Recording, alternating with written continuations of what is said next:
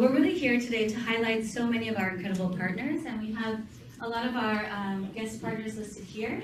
I'm Emily McClone, again from Peace Boat US, and we are based here in this building, and so that is how we ended up organizing here today. Our organization, Peace Boat, travels the world on a passenger ship, sailing with the logo of the SDGs around the world, and we are traveling for 3 months on every global voyage.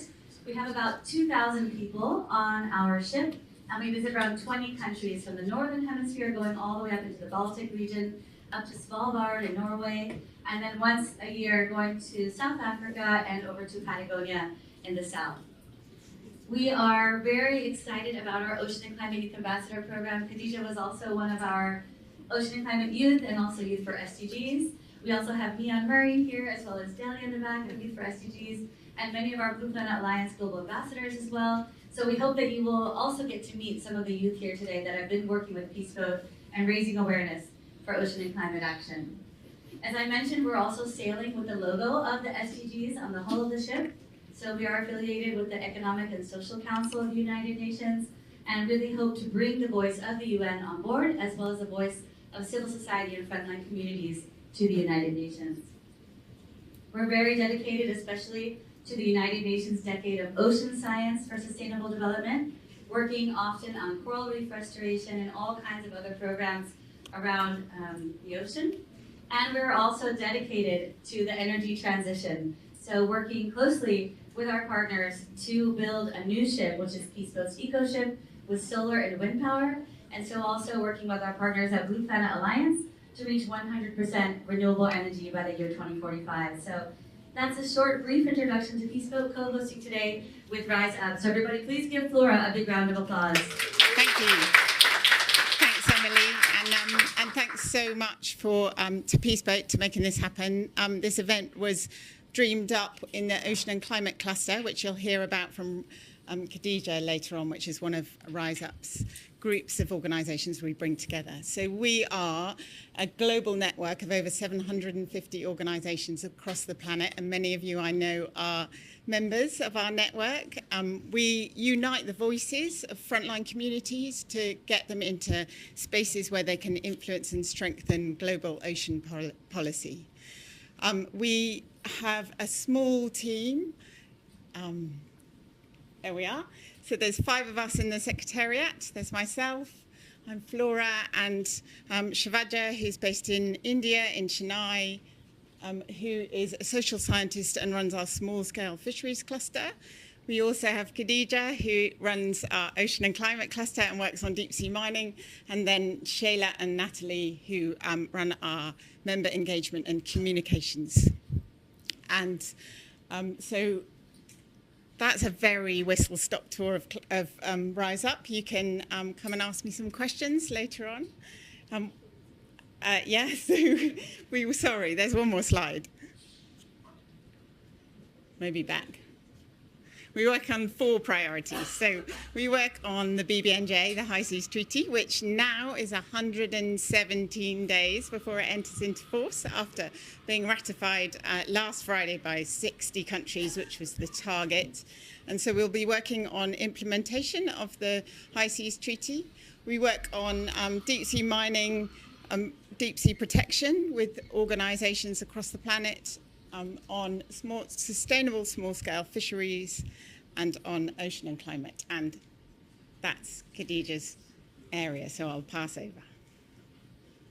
All right, so the Ocean and Climate Cluster was something that really drew me to Rise Up. I remember when I was applying to the job and I saw the 4 priority areas and I saw Ocean and Climate and the Ocean and Climate Nexus. I was like, well, this is perfect for me as somebody from the Caribbean, surrounded by the ocean, as well as every single day experiencing the impacts of climate change firsthand. I mean, as we speak and we're here in New York with decent weather, I am almost positive that there's a flood happening in Trinidad, and people are, upset, curling, frustrated, and everything else. So I feel like I was personally connected to the topic of ocean and climate, and really excited to bring this cluster to life.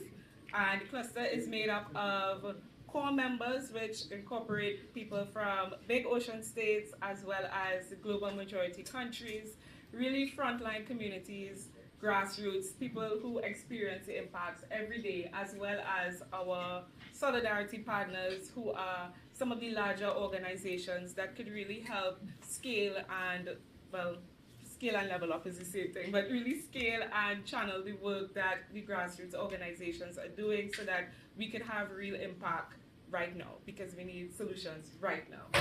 And this is just an example of some of the people from the cluster, and oh, these slides are doing a little dance. Next slide. Right, and within the cluster, we have 5 main thematic areas: education, ocean and climate literacy, and that one really embodies the Action for Climate Empowerment underneath the UNFCCC, the ACE program. So public education, public awareness. We have blue carbon ecosystems and nature-based solutions, so your mangrove restoration, your seagrass. Like I mentioned, I'm from the Caribbean, and the Bahamas has the largest seagrass community out there, so very excited to be working on that.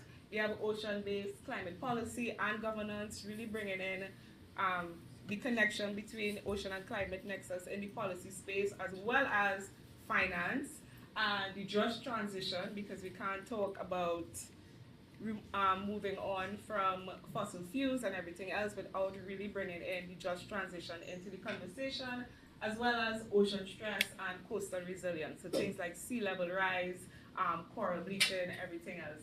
So these are the thematic areas that we cover within the cluster, and it's very new.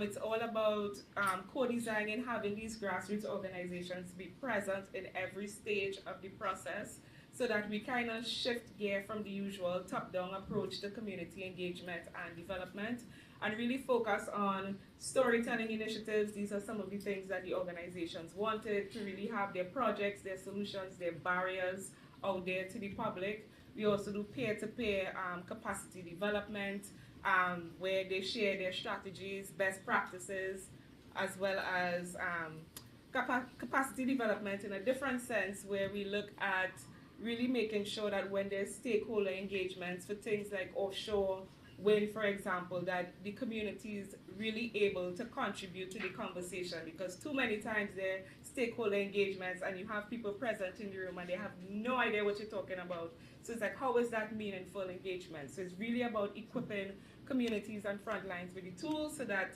they can be the agents of change, hold the data, and really help contribute to the development of solutions as well as policy practices in a way that truly benefits all. So I think that is the cluster in a nutshell. So if you have any questions about it, feel free to reach out. There's probably so much more I'm leaving out, so I hope there's no cluster members in here that will come for me afterwards.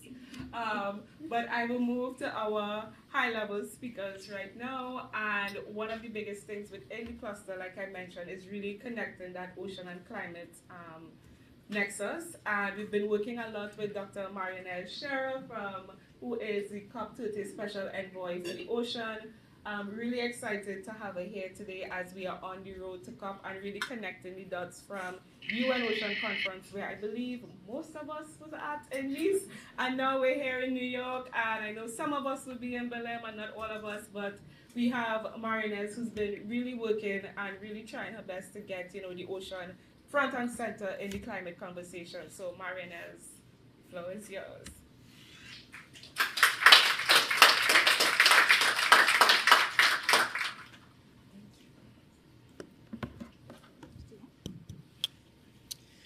Hi everybody, good afternoon.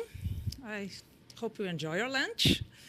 And so I want to say many thanks for inviting me to be here. It's a pleasure, it's an honor to be here with you. And it's a great responsibility too, to stand here and talk about the health of our ocean and the stability of our climate and how they are deeply connected, and how the choice we make now will define our collective future.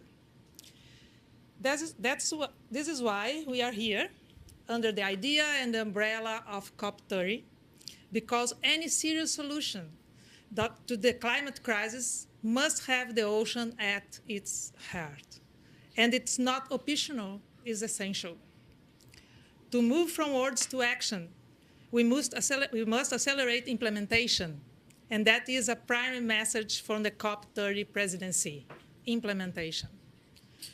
That means scaling up proven knowledge-based ocean solutions, from sustainable fisheries to mangrove, coral and seagrass restorations, to a just and equitable energy transition, and to the protection of the ocean health.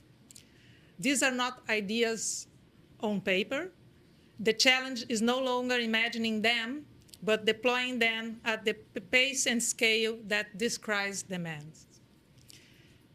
We must also have close governance and finance gaps. Too many coastal nations, especially in the global south and the small islands developing countries, face enormous hurdles in accessing funding for ocean-based climate solutions. We need more equitable financing mechanisms, empower local leadership, and strengthen resilience. And we must put people at the center. The ocean is not only a carbon sink, it is home, heritage, livelihood, and culture. Climate strategies will succeed only if they are socially just and culturally rooted. That means elevating the voice of indigenous peoples, youth, women, and local communities who are already leading the way, as you can see here.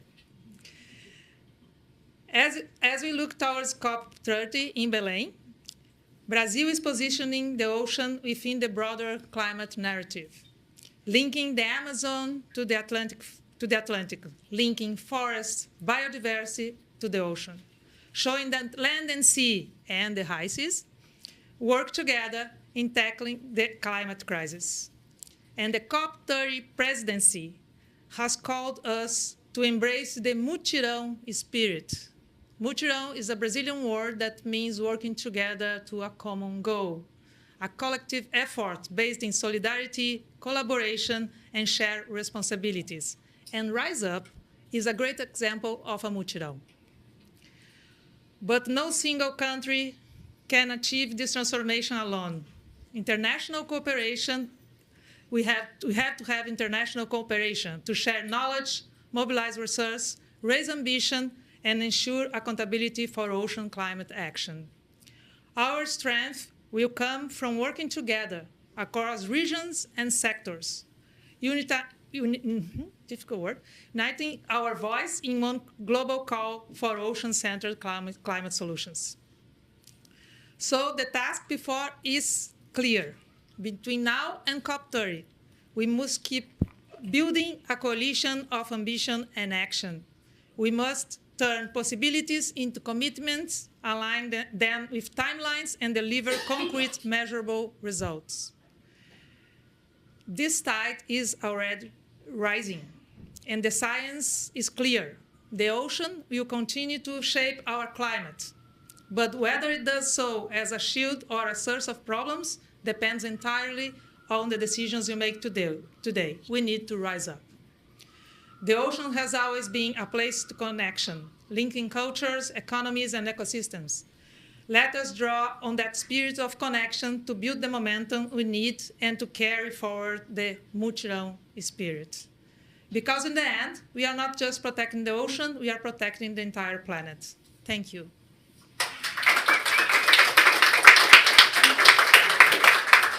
Thank you very much, Marinez. And like you said, because of the end, we are not just protecting the ocean, we are protecting the entire planet. So next we will move on, and I feel like I should give this introduction in Spanish, but as I am standing up here, my Spanish has left me. It's currently in Times Square, enjoying life, and nerves has gotten the best of me. So I'm very happy to introduce Juan Carlos Monterrey Gomez, Special Representative for Climate Change from Panama, a true advocate for ocean and climate issues, especially in the protection of the deep sea. So, Juan Carlos. Yes. Let's give him a round of applause.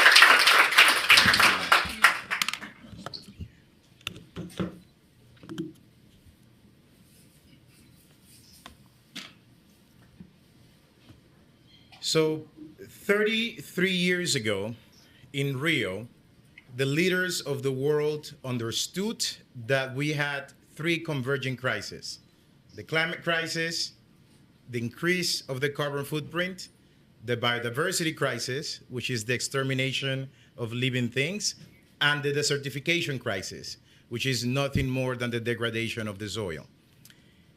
33 years have passed since we made that commitment, since we fragmented the environment in different pieces. And the question that we need to ask ourselves is, what have we done? Where are we at? So let's review the track record. If we go to climate, we have more than double emissions over the past 33 years. If you have these results at a corporation or a business, it's called bankruptcy, it's called failure. Number two, biodiversity convention. We are on a pathway to assassinate half of all living creatures within the next 2 decades. Once again, we have miserably failed. And if we look to desertification, soil keeps degrading all over the world. Now the question is, how did we get it so wrong? And what Panama believes is that the original sin is that we decided to split nature into different components as if that is possible. I'm just talking about 3 environmental conventions. But if you look at the entire landscape of environmental diplomacy, there are more than 15 conventions that relate to the environment, that relate to health, that relate to the oceans. For a new administration like mine, when you see that outline of the 15 different regimes that we need to comply with, each one requests a set of targets that needs to be published every so often. They also request a monitoring document to keep track on how you're achieving those targets. And they also request a long-term strategy to make sure that this vision is carried up to the next decades. If we are to comply with everything that the UN asks of us, we need to produce 45 documents within 5 years. That is insane. There was a report that recently said that no one actually read the UN reports. You can Google it. It was on the news just 2 weeks ago. So we need to change stuff. We need to cut the BS. We need to cut bureaucracy. We need to eliminate red tape. And that was the message that we brought to ONGA last year as the new government from Panama. But what we're bringing this year is what we call the Nature Pledge. Panama will no longer submit separate targets to the Rio Conventions. In fact, Panama will not submit separate targets or strategy to the new Vivian-J Treaty. In fact, Panama will not submit different and separate targets for plastics once we agree on a plastic treaty. On Thursday, we are launching our Nature Pledge, which is nothing else than collapsing 5 documents into one. These documents separately used to be 100 pages long and no one understands. Our Nature Pledge is going to be crystal clear, to the point, within 40 pages. Because ultimately, protecting the Antarctica is also a climate fight. Protecting our jurisdictional waters also contribute to protecting biodiversity. Protecting forests is not only about the carbon, which has been so monetized, it's also about the biodiversity that lives in the forest. It's also about the soil that you're regenerating. So Panama is done with all these crazy structures that are not taking us anywhere. On top of the Nature Pledge, we're also going to be launching the process for the Nature Fund. And the Nature Fund is basically a campaign to raise at least $300 million to be able to make the Nature Pledge effective within our national jurisdiction. This is the proposal that we're putting to the international system. We cannot continue splitting these topics. We cannot continue splitting the environment. Ultimately, it's all about people, it's all about economics, it's all about resilience, and it's all about one planet Earth. So let's have one focus and let's run for it. Thank you very much. Thank you very much, Juan Carlos.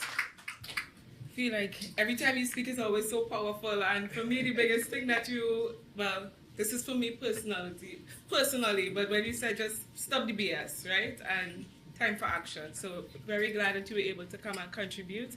And then we will move on real quickly to, well, Panama was the host of our ocean in 2023. Yes, I would say. And then we now going to move to the government of Kenya, who was supposed to be our host for our ocean in what year are we in? We're in 25. 26. Yes, next year in 2026. So I would like to welcome Betsy Njagi to the stage, for the Principal Secretary for Blue Economy and Fisheries.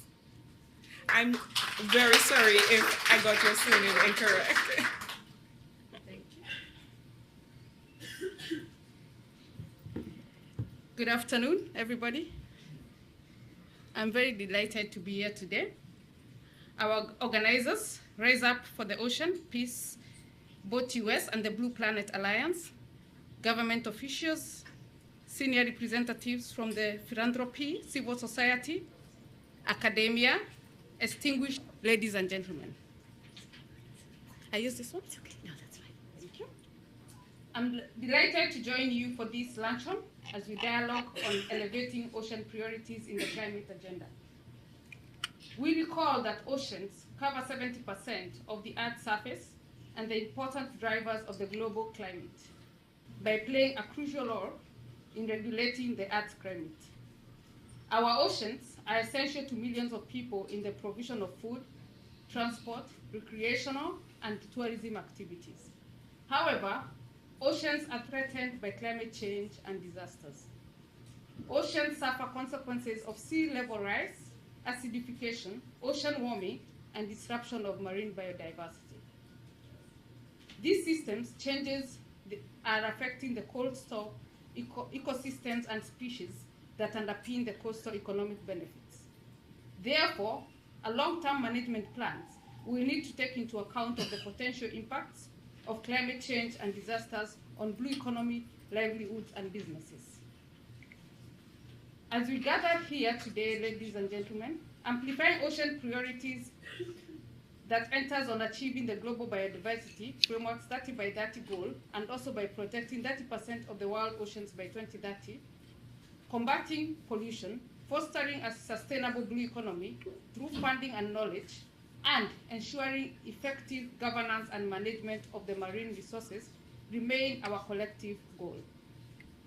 These efforts are driven by the recognition that a healthy ocean is essential for climate stability, food security, livelihoods, and overall planetary well-being.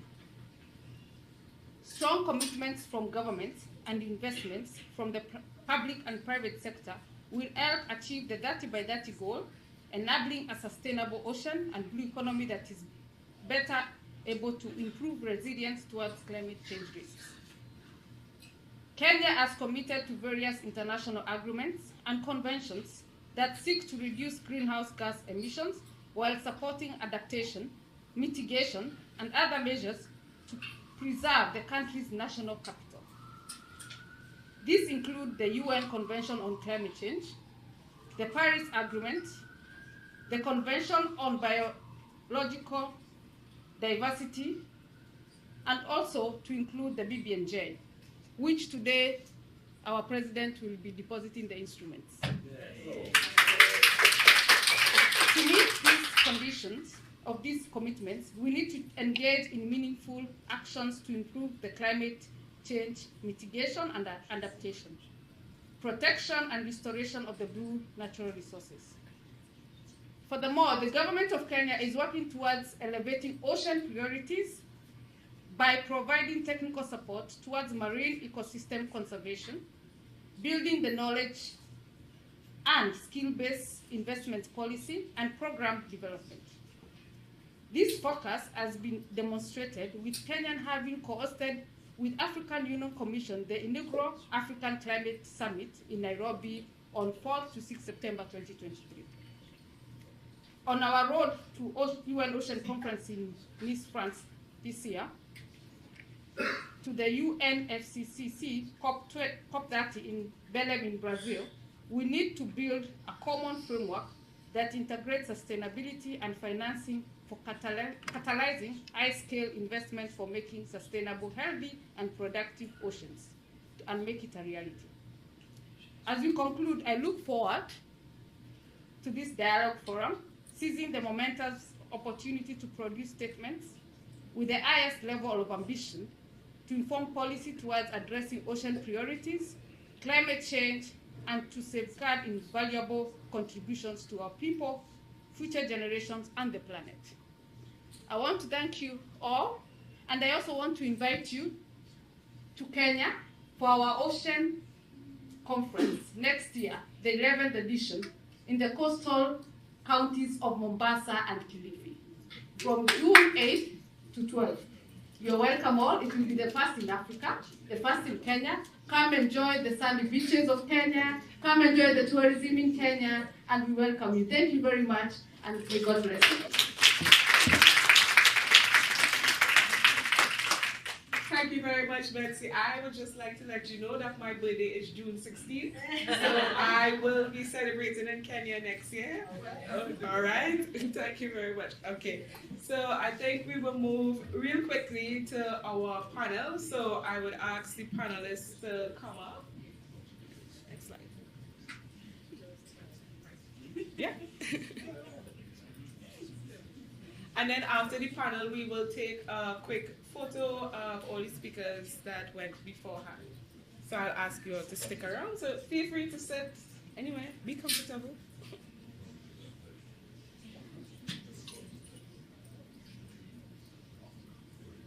Oh.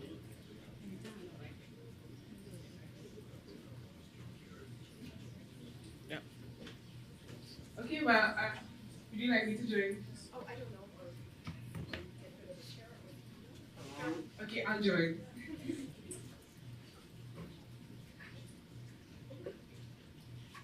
All right, so I think as we get started on the panel from dialogue to action embedding the ocean in climate governance, I would ask the panelists to introduce themselves real quickly, just 1 minute brief introductions, and then we will jump straight into the questions. Angelique, I see you have a mic, so we can start with you. Good afternoon, everyone. My name is Angelique Pupono. I'm from the Seychelles. I am the lead negotiator for the Alliance of Small Island States, and the chair is Palau, so you frequently will see me behind the Palau flag. Good afternoon, everyone. My name is Leon Murray. I am from Trinidad and Tobago. I serve as the Caribbean Director of the Alliance based in Hawaii. I'm here in Hi, I'm Anna Marie Laura. I'm the Senior Director of Climate Policy at Ocean Conservancy. Focused on a lot of ocean mitigation solutions like offshore wind and shipping, and we're the Ocean Renewable Energy Breakthrough Lead working with American Corporation. I feel like I should introduce myself too. Hi, I am Khadija Steele, Senior Campaigner at Rise Up. Hi, good afternoon, everyone. I'm Karuna Rana. I'm from Mauritius, and I'm the founding director of the Big Ocean States Initiative, also called BOSSI, focused on driving equitable ocean innovation in islands, or what we call Big Ocean States. And I'm Torsten Thiele. Pleasure to be here with you, Global Ocean Trust, and I advise on blue finance. So I'm the senior advisor, for instance, for the Ocean Risk and Resilience Action Alliance, which is a cross alliance of financial institutions, private sector, and states and NGOs to help address ocean risk and resilience challenges. All right, so let's jump straight into the questions. Angelique, again, you are first. Sorry about that. But as the lead negotiator, I know you have a lot of experience going to the conferences like COP, working on BBNJ, and congratulations on the big win for BBNJ. And I also know that we had the recent ruling from the ICJ, the International Court of Justice. So I would just love to hear from you a little bit more on, ways we could really incorporate these ocean governance issues into the climate space, as well as how that relates to the ICJ ruling. Thank you very much. It's always great to be given the opportunity to really think about this nexus in a very holistic way as many things develop. And it's been a big year for 2025. We're now in the countdown. I like that somebody's keeping track. 117, did they say? 117 days to entry into force.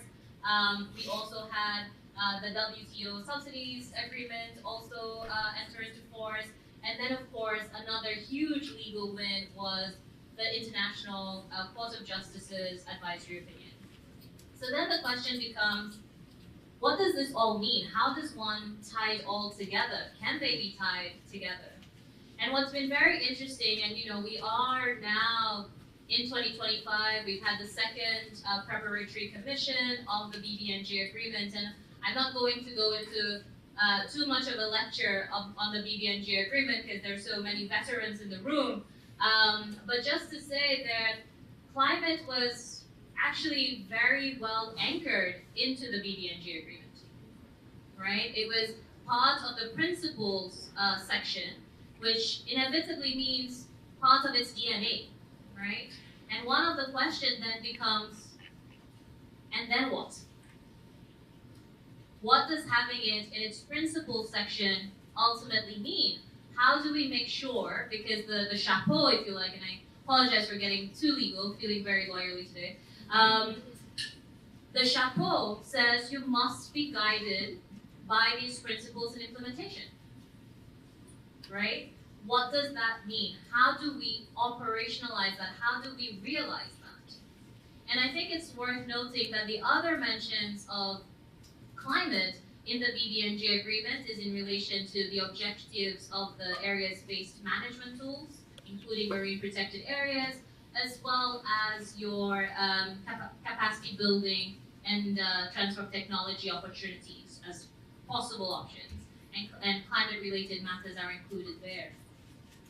So I guess the challenge to everyone is thinking about how are we going to make this a reality? How is this operationalization and embedding this principle that we've already done, but now making sure it actually flows and actually we are guided by it in our implementation will actually materialize. And I think an interesting challenge to everyone here in the room, and how do we make sure that essentially climate is at the ocean table and ocean is at the climate table, right? I think the other piece, and now trying to really tie the ICJ advisory opinion together with this, and the real issue is, as excited as you can get about BBNJ, we all know that without a healthy ocean, we cannot achieve the 1.5 temperature limit, well below. And then without achieving the 1.5 temperature limit, we may be jeopardizing any gains that we may have by establishing marine protected areas, right? These two linkages and the interdependency is absolutely fundamental, and we need to think about it in those terms. But two things that I want to point out with the ICJ advisory opinion, and something that I hope we can all carry with us, is one, the courts said it's not just about states, said to states, it's not just about putting things in your nationally determined contributions. You have obligations in it pointed to many legal regimes where you do have obligations to take climate action. You cannot say, I put some stuff in a document and that's sufficient. The court said it is not, right? So we need to really think about that, especially in light of the International Tribunal of the Law of the Seas advisory opinion that said anthropogenic emission of greenhouse gases constitutes pollution to the marine environment. The other thing that's a little scary for the lawyers, but a little exciting for everyone, is that the International Court of Justice also said COP decisions matter.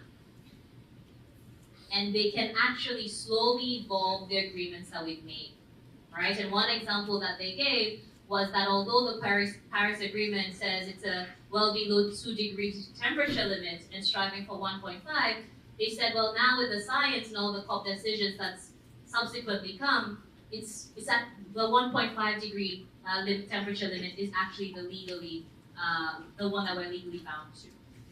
So now for BBNJ, as we go into the first COP, fingers crossed next year, how are we moving? How do we get the COP decisions to really move and deliver on the things that we said we wanted? But it is scary, right? Because as some of us very strict conservative lawyers may feel, we must stick within the paradigm of the agreement and not go too far away. But it also provides an exciting opportunity to embed climate into ocean and ocean into climate.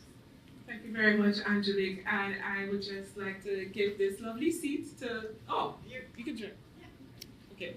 Should we get one by you, guest? Awesome. Right, so now we complete with Lena Torres. And right, so feeding off on Angelique, I know we have Karuna Rana here, and when Karuna entered the room, the first thing she said to me was, you know, Khadija, I really like my question, but I must speak on decolonization.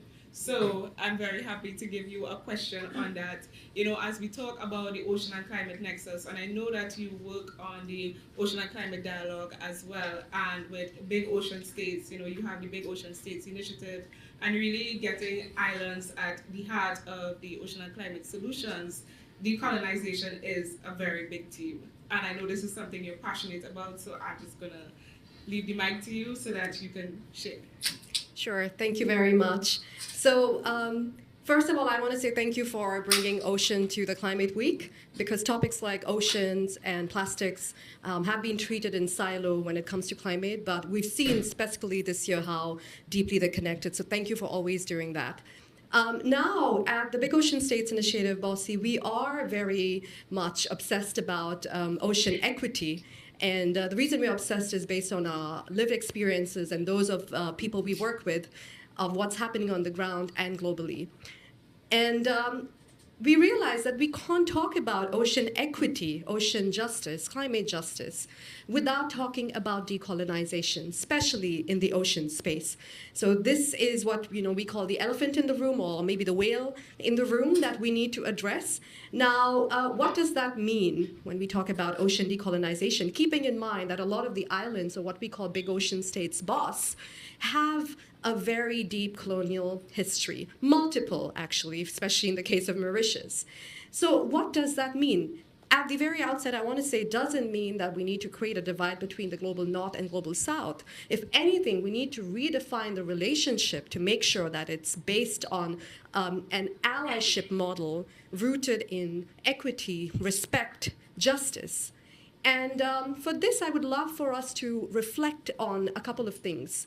First, when we talk about the ocean, it's important to try to remember and assess who is directly and indirectly benefiting from the ocean.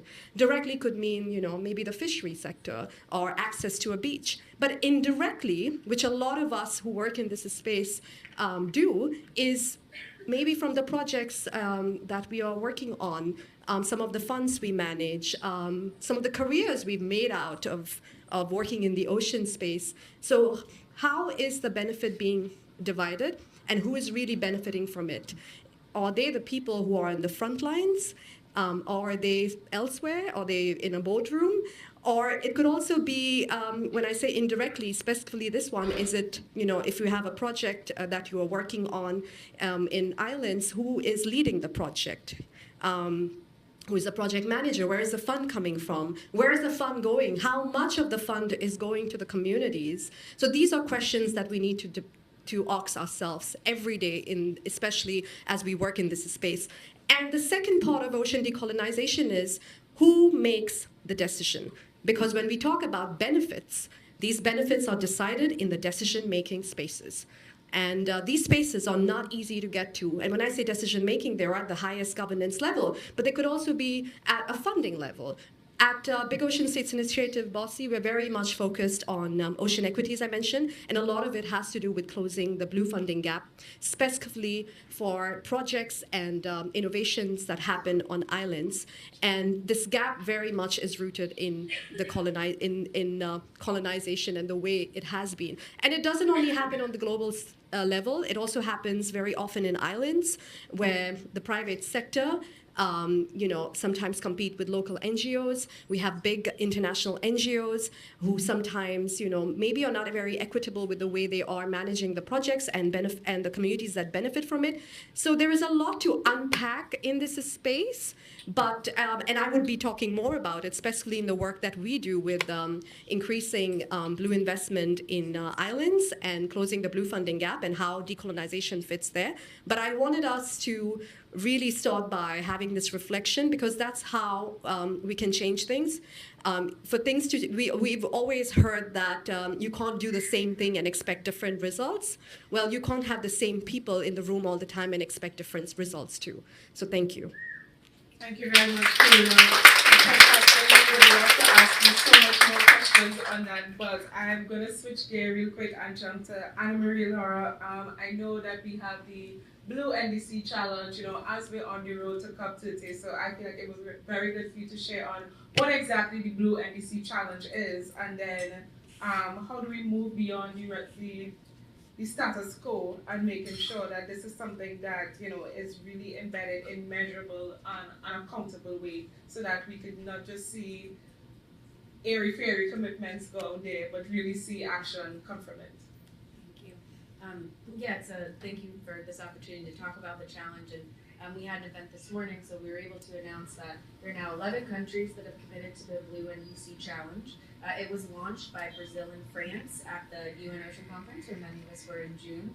And the other countries that joined today are Chile, Madagascar, and the United Kingdom. And they joined Australia, Fiji, Palau, Mexico, Kenya, Republic of Seychelles. So hopefully that was 11. And so there's 11 countries. Of course, we know that there are already more countries that have included these blue solutions in their NDCs. What we're seeing with this challenge and what we want to do, and working very closely with Brazil and France, is we have to pause. We want to move past the rhetoric, but we also have to get our rhetoric right. And we have to talk about these solutions in the climate spaces. And the tool that we have in the climate world they are the NDCs. These are our tools to ratchet up ambition. And so we have to put ocean climate at the heart of these. And we have to have countries who can talk and speak to what they're doing, because they are doing a lot. And when we say the Blue NDC Challenge, and many times already we've talked about ocean climate solutions, we're talking about moving away from fossil fuels, phasing out offshore oil and gas. 30% of our oil and gas in the world is coming from offshore. We can move towards responsible marine renewable energy, offshore wind, wave and tidal. We can shift the shipping sector from relying on fossil fuels and moving fossil fuels around the world to green fuels and being a much more responsible, low carbon, zero carbon industry. And sustainable aquaculture, resilient fisheries, protecting blue carbon ecosystems and marine and coastal habitats for their adaptation value and for their blue carbon value. So these are all the kinds of solutions that can be and should be included for both mitigation and adaptation in NDCs. And like we said, there are a lot of countries that have already done that in the second round. But the third round of NDCs are due now. They were actually due this month in September, and we're not seeing as many, I think, this close to COP as maybe was expected. So really, I know there will be many announced this week, hopefully. More NDCs that include these solutions would be great. And then also, something like the challenge provides a space for us to talk about what's not working, what's working and what's not working. If we're not seeing new rounds of NDCs right now, NDCs 3.0, why? And we have heard from some countries that they may not submit an updated one if they haven't been able to implement their existing one. So are there resources that are necessary? Is there capacity building? Is there technology transfer? And so the Blue NDC Challenge provides for us as an ocean community and countries that are leading the way that have to have a collaboration to say, this is what is in our NDC and this is the support we could need, or this is what we would like to do. And you can put contingent targets in your NDC to say, we would like to achieve this target if we have these resources, be it financial or capacity building, etc. So that's the opportunity of the Blue NDC Challenge, and we're very excited that we're able to add a few more long-time ocean climate champions this morning with Chile, the UK, and Madagascar, and hope that other countries will join on the road to COP30, so that by BLM, we do see even more really powerful rhetoric and being able to go beyond that and turn what we're talking about into action by seeing the NDCs as these investment plans for exactly what we need to make sure ocean climate solutions can be implemented. Yeah, thanks so much, Anna Marie. And I know that the countdown for COP is on. It's literally, like 40-something days away. So no pressure, but hopefully that there's definitely an increase in the amount of countries that join the Blue NDC Challenge. And as you mentioned, moving away from fossil fuels, I will turn to Neon for you to talk about Blue Planet Alliance and the work you're doing in supporting island nations, especially in transitioning to 100% renewable energy, but particularly the just transition and what exactly does that look like for small island states or big ocean states, sorry, my bad, habit, big ocean states, and how can we balance energy security, affordability, as well as resilience? Thanks, Khadija, for that question, and thank you for bringing, the blue economy into things and blue transition. I think I'm gonna touch on that next. So Blue Planet Alliance, we basically based out of Hawaii. Our founder made it his business to help islands transition to 100% renewables by 2045, and that's on a mandate that Hawaii has. They want to transition to 100% by 2045. Just piggybacking on that. So a just transition is really one where we take the community, people into account first. I'm a community leader, I'm a youth leader, so community would be first on my list. Sorry for the rest of you guys. Right? But of course, equity and resilience is also something that we need to take into consideration. So the Planet Alliance, I serve as the Caribbean director, and within that, we bring islands to Hawaii to learn how Hawaii is transitioning to 100% renewables, and we basically help them along the way to somehow, create that space where they could also transition to this 100% goal at least, right? So with that, we usually bring community, government, the regulator, and the utility. And why we do that, it's very important to have these four people in the room. Being from the Caribbean, I've never seen these four people talk to each other in life. That's something unheard of. Like, my islands are so small, and why are you guys not talking to each other? That's weird. But yeah, that's one of the experiences I realized while going to the fellowship program. And it's very important to understand that it's not a one-size-fits-all situation.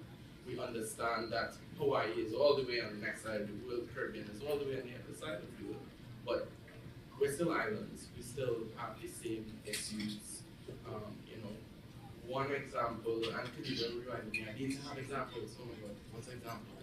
But the first example we usually do is Guam.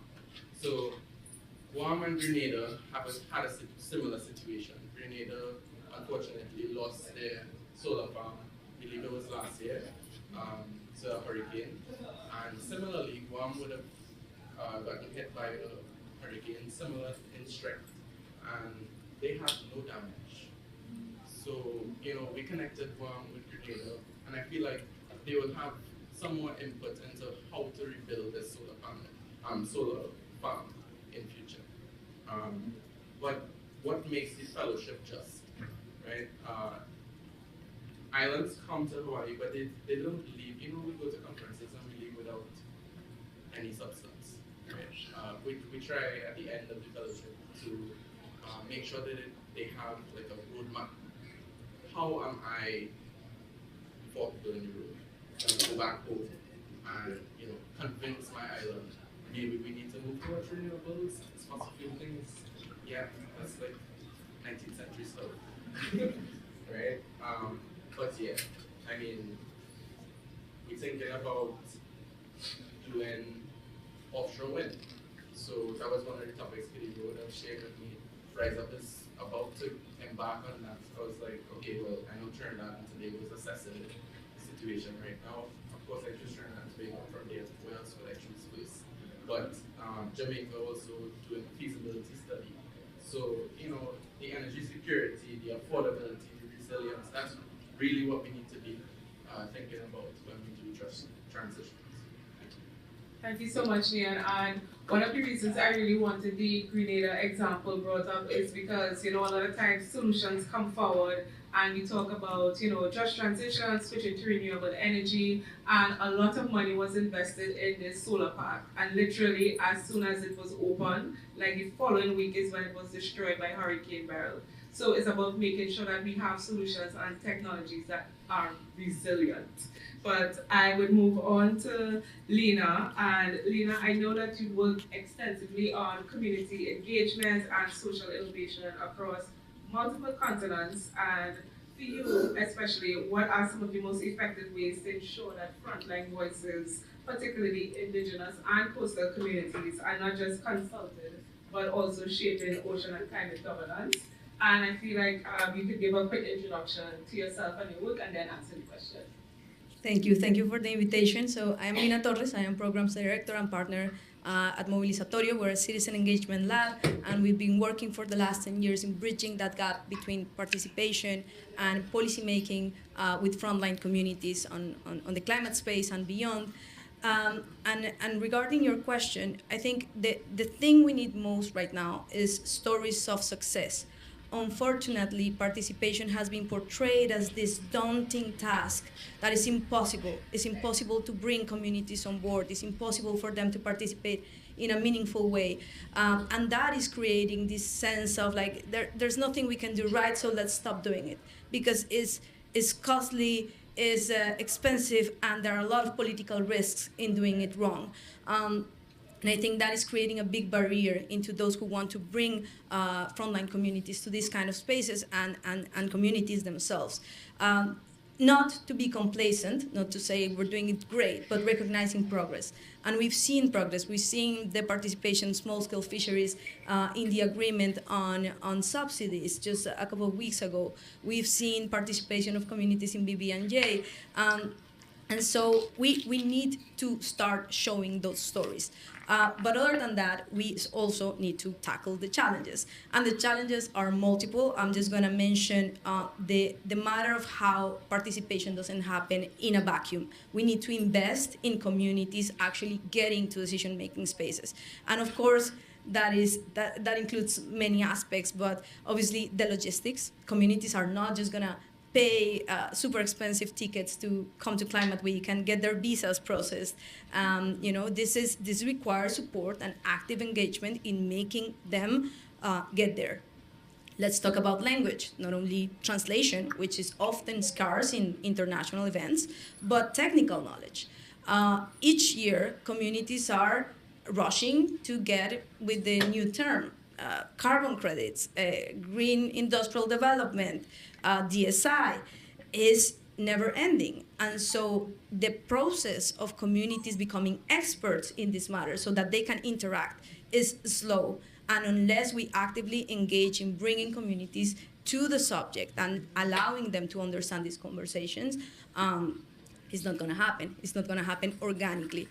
So I think just making sure we put the money and the resources and the time to make sure that communities can travel, can understand, and can speak on the policies that we're trying to shape.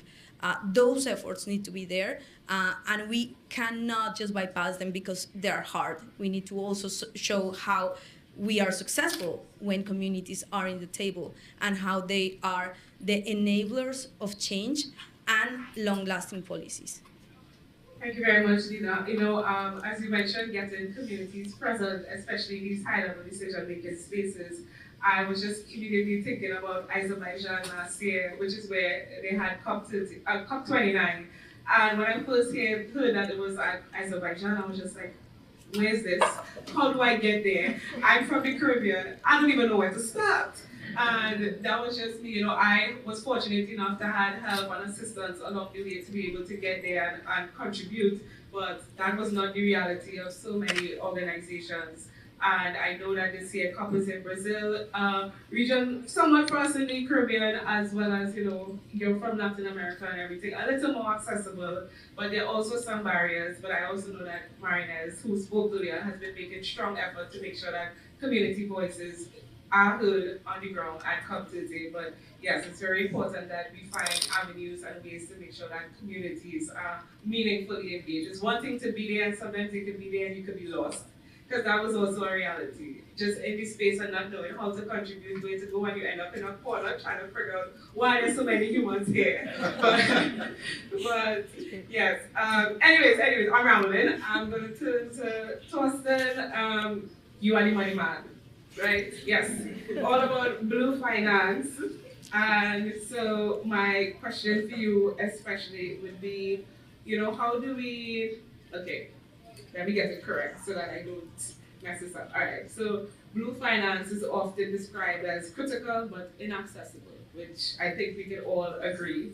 And from your perspective, what innovative financial tools as well as mechanisms such as debt for nature swaps, blended finance, or even blue bonds hold the most promise for scaling community-driven and nature-based solutions, and how could they be designed to reach frontline communities? Loaded question. Thank you very much. And yes, I think you're addressing the really tough end of that financial challenge. Yes. But I think it's important for the audience to understand that there are a lot of steps in between. So one of the reasons we were so keen at the Paris Agreement to have ocean in the agreement was that it meant that ocean has access to all the climate finance tools. So the GCF, etc., wouldn't have been accessible if we hadn't made that effort.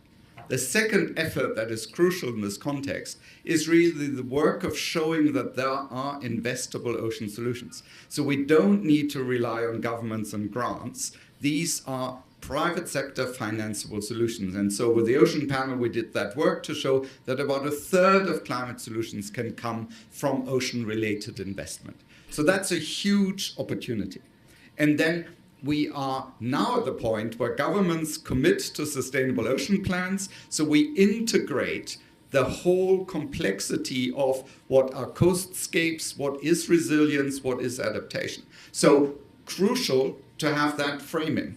But then we still need, and that is really where the work gets to your question, we need an overarching approach that allows to take these different financial initiatives and bring them together. So one area is around impact finance. Impact finance is really saying you think about the purpose of your financing. And so in the ocean space, we can do that very clearly. We have KPIs. We can show that we deliver meaningful impact socially and environmentally through investment in communities, in coastal solutions, in resilience and adaptation. So anybody who's allocating funding to that space has here a clear pathway. But at the moment, that funding is allocated on the basis of essentially a venture capital type model, high types of returns. But what we need for this coastal space is what I call a patient capital model. It's about a long-term investment into the emergence of abundance and resilience. And that is really where the conversation is shifting. And that is a conversation that goes from the top end of finance, so the very large asset owners and institutional investors and pension funds who are saying to themselves right now, where do I allocate my money so that it is still of value in 20, 30 years' time? And so they are keen to allocate to nature and ocean, but they don't yet have the metrics and the baskets to do that through. So that is one shift at that top end. And then rightly at the community end, it's all about direct access. How can we make this feasible so that not only does the money quickly arrive, but the decisions are made locally? Now, again, in the financial world, we have this massive revolution about fintech. And so the tools and the costs to actually deliver efficient direct access have shrunk massively. It is so much easier now to come up with models that actually work at that community space. And so we need to take that world along into our world. And that is why this is such an exciting moment we're at, because those tools now exist. The broader allocation of money is available for that. But this middle of crossing from what is needed at community level at the different stages to these large investment pools. That's where we need the solutions, and that's where that long list of innovative activity comes in. That's where the blending comes in. And blending really means that you use one pool of capital to attract the next pool of capital, not sitting them next to each other, but actually making them flow. And that is why at UNOP we talked about the One Ocean Finance Initiative, because it's a way of thinking about this One Ocean as the most attractive investment narrative that we can find, because it addresses those solutions for climate and people that we need.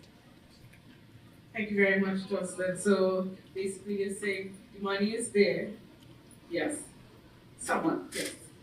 The tools are there, the mechanism is there, and it's about really connecting the dots and making sure that we're able to, one, continue, well not continue, but find a way to really invest and have that money trickle down to the community level, but as well as making sure it's still operational. It's not a trickle, it's a flood. Okay, my bad. And with that, I'm slowly but surely checking the time, and I know we had a next round of questions and then a final wrap up, but I also would love for the audience to ask questions. So I will switch to the last set of questions, which would be for Anne-Marie, Torsten, and Angelique. And this would be, the world is, and as somebody from the islands, this is very hard to say, but the world is definitely on track to overshoot 1.5. But yet, countries from the global south, especially big ocean states, the threshold remains a line between basically survival and devastation. And what should governments and international institutions do to confront this reality while still holding full to that 1.5 belief? And Angelique, I know you're on your way to COP30, lead negotiator, Palau, island nations. You're probably already exhausted, but I'm gonna start with you and then I'll move to Anne-Marie. What a question. So, can you repeat it? Not the last one. Okay, so just that the world is on track to overshoot the 1.5 and we're heading to COP, so what can governments and institutions do to kind of make sure that if we overshoot, we find our way back to the 1.5? I mean, that's a tough one. That's a really tough one. I think the first thing I'd say is something that's already been highlighted on the panel is that there are lots of NDCs that haven't been submitted yet. And I think one of the questions that was asked is why they haven't been submitted yet. But it also seems to suggest that there is time for people to be influenced in what their NDC submissions will be. So my first plea to governments is to really uphold what we all agreed to back in Dubai, where we said we were going to have 1.5 aligned NDCs. Come with that. And I was, showing a bit my time in the UNFCCC and my trauma, but I was in Glasgow when we had that round of submissions. And we all came knowing that we were off track. We left there with a plan. Didn't go so well. What's going to be our plan this time? I don't have the answers, but I hope we're all thinking about this, about when we get that synthesis report, whenever it comes out, and hopefully it's one that at least includes 80% of global emissions. When we get that synthesis report, what are we going to do with it? Because that's the critical question, right? When we get this, I don't think it'll be any surprise. I think we know what it's going to say. But then what? What are we going to do with it? Are we going to have the same plan we had in Glasgow? Or is it going to be a different plan? I guess that's my challenge to all of us going to the lab, to be thinking about, we all know what the report card will say, now what? All right, and especially given 2025's political climate, I'm going to add that to your question. There's a little layer on to an already difficult question, but I think I'll pick up a little on what the person said, which is the financing just writ large for the climate solutions that we need, and largely thinking about emissions reduction and the energy transition, the funding is there. We're spending $1 billion in subsidies for oil and gas right now. What if we were spending that in renewable energy and redirecting that funding? And we've had some wins recently from the ocean community in subsidies and sort of addressing where funding is going and putting it towards more sustainable, responsible practices. So the funding in the world is there to support these solutions. The decisions are not being made to do that. So that's where we're back to political will building and action. And then for this group, I can't go into, I'm an ocean policy person, I have a bachelor's of science and marine science.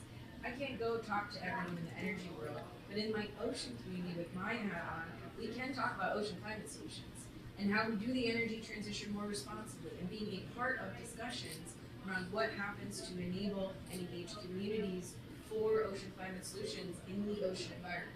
That's where we can all play our part because, as was mentioned, we know we have an emissions gap, and ocean climate solutions can help us address that emissions gap. So let's get involved in what the solutions are that can do that and make sure that they're done responsibly. And I just wanted to mention one thing about we started out with colonialization and some of the community engagement that we've been talking about. And also with financing, we need this concessional financing. We need cheap financing so that there can be risks taken in early projects, and it needs to go to the right places. We, in the push for offshore wind, for example, it's hard to do those projects, and a lot of them have been done. Most of them, I think it's over 95%, are in developed economies. If we want offshore wind in emerging and developing economies, then the concessional financing needs to go to those countries.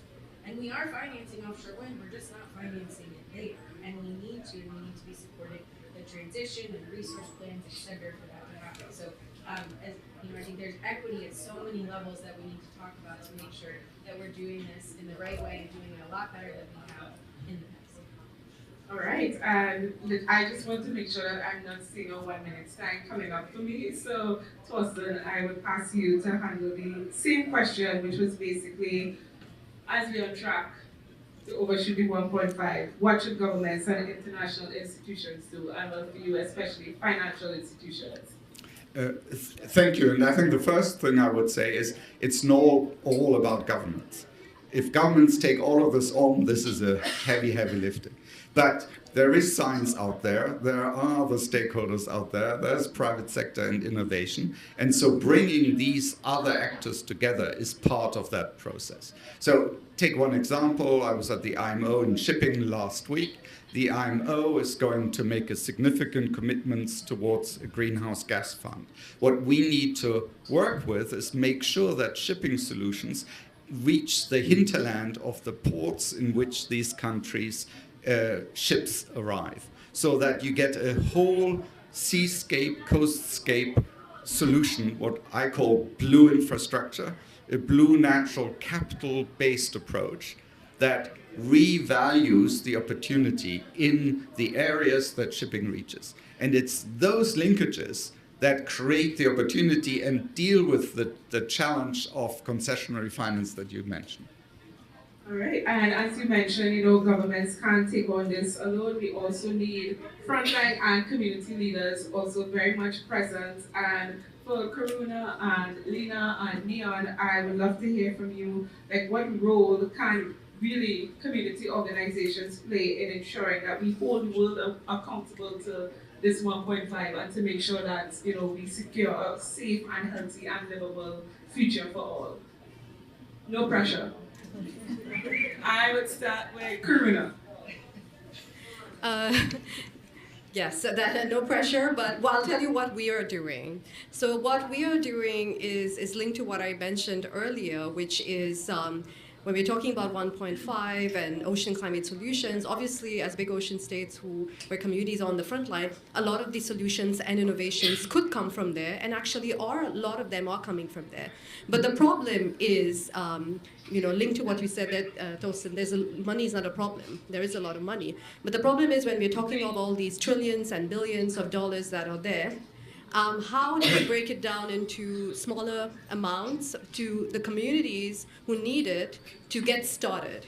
Because we have a problem in islands, which is the missing beginning or the first mile, which is literally getting started.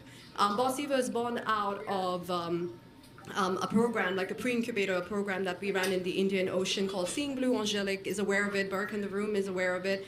We were working on that together. And from that is 10 years ago. We've learned, and we've learned a lot. We've also seen solutions, amazing solutions that came out at that time from young people, ideas from islands like Mauritius and Seychelles that couldn't, go to fruition because of lack of access to a lab, didn't have access to the first $5,000.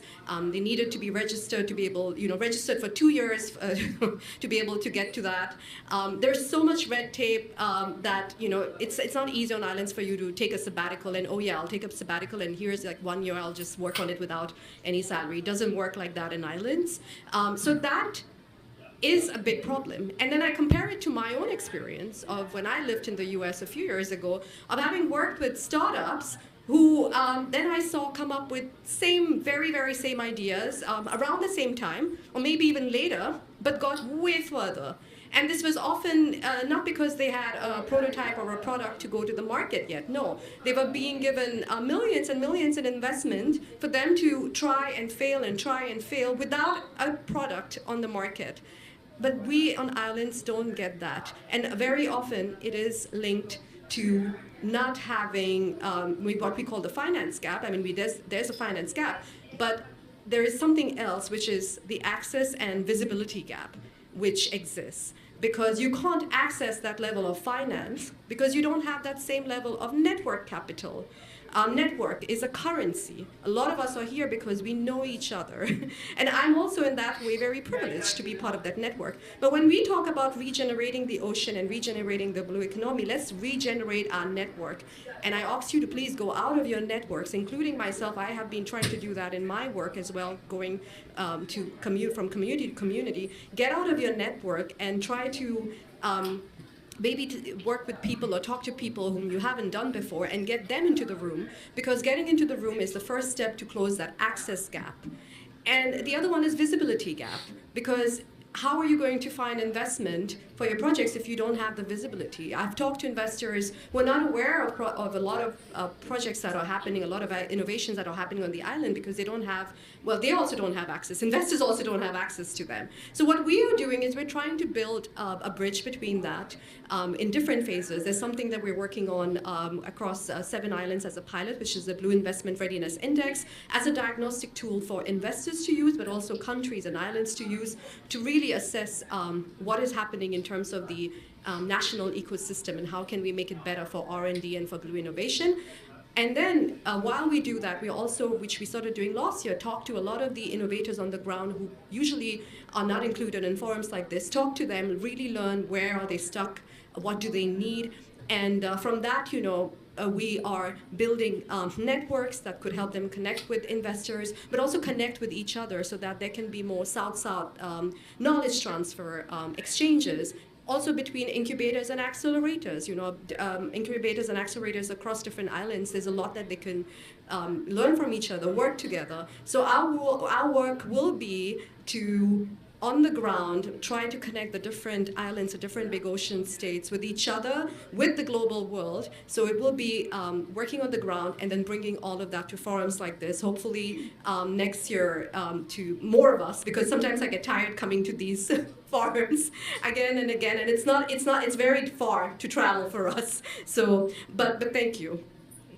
Thank you so much, Karuna, and I feel like Neon could relate to everything you were saying, probably on a spiritual level. So, Neon. I mean, she basically spoke about my entire life within this space. Even Neon's schedule don't even start. But yeah, I mean, where do I begin? I'm a youth leader. I've been doing this thing for 5 years. It's only been, 2 weeks? I'm finally gotten a project endorsed by the UN Ocean Decade. Finally. So yeah, everything you just said, yeah, all the sleepless nights, crying and everything, why is nothing happening? Why is no one helping me? You know, that's the kind of vibe. But I mean, we're dealing with 1.5 here from an island. I went to Antigua and Barbuda last year for the sixth conference, and I almost died from a heat stroke. It was way too hot, and I was in this suit. Pretty sure it was this one. I mean, Peter Thompson could also tell me, he was in Nice with me, and he was like, why are we running around in this heat in suits? If he could say that, I mean, I'm just following his steps. Yeah, we need to do something about that. And also, taking it a little personal, I heard you're the money man. I'm coming behind you. In theory, he's the money man in theory, not. I believe in when you put something in the universe, it's gonna happen. Yeah. And then I mean, if you want somebody who is already in the space of creativity, renewable energy, project management, I'm your guy. But you need to sign an MOU with Blue Planet Alliance so you can get the information. Thank you. I'm so confused. I don't understand how this turned into a personal pitching session. It is what it is. I'm gonna move on to Lena to wrap us up with the question, and then I will open the floor for questions. Well, I think, and listening to all of you, I think our biggest task is to not give up, and that is a big one, right? Because we're all tired and exhausted, activists and world travelers, I would say. But I think what we bring to this conversation is the political cover, the sense of urgency. There is no way that the negotiations are going to move as fast as we want them to move without being there reminding of the impacts, right? And so there are two things we work on building.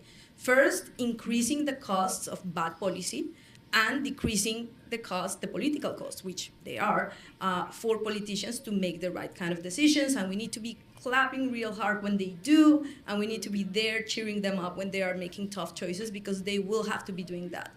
So I think that's a big role for civil society. And also recognizing the opportunities, because I love ocean campaigning. I think it's the most beautiful story. There are other areas like energy transition that are not so cute, they're not so inspiring. And I work on energy transition as well. So we need to recognize the opportunity. Everyone loves the ocean, everyone loves the beach, everyone has stakes on this. And we need to continue building into that really beautiful story to increase the price of destruction of the ocean. And then connecting to COP30, the other big opportunity is the work that is being done in Brazil. We have a COP where we have indigenous peoples taking the lead, the organizers of a PV, Minister Sonia Guajajara, we have the Quilombola communities, the youth, a very active civil society, and it's gonna be a really nice space to be in. So I know people are giving up on Belém because of the logistics, we know, but I think we don't have to give up on the Brazilian community who is building this COP and who is trying to really push hard. So right now I'm making the case to just not necessarily go, but really push on the agreement this year, because the civil society is there and they are waiting for our action. As I was talking to my friends in APIVI, they said, you need to show up with all your show. Come, protest, bring the banners, bring the signs, bring the campaigns, not because the housing is too expensive, which it is, we can't stop the pressure. So I think my call of action is to not give up and to really work on this agreement for Belém, because it can be tiring, it can be frustrating, but the communities are waiting for us to show up as we normally do.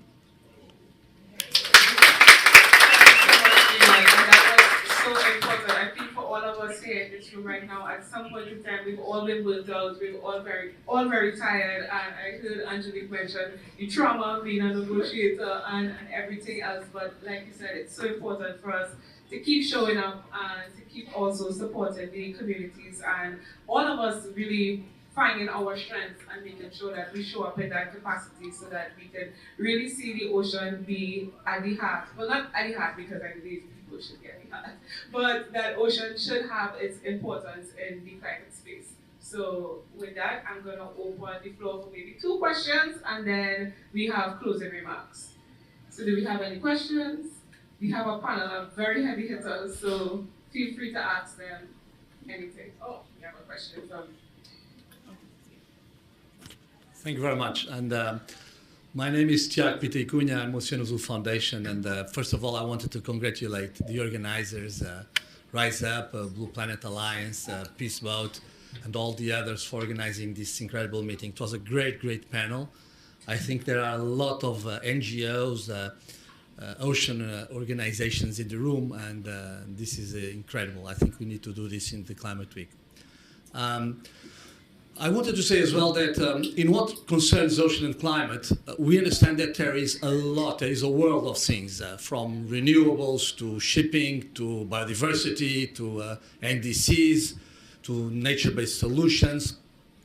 But Oceano Azul Foundation, that we have been working on the climate COPs for 10 years, and actually we've been working with Anne-Marie and Ocean Conservancy, and we are happy that Rise Up has Ocean Climate Nexus as a key issue.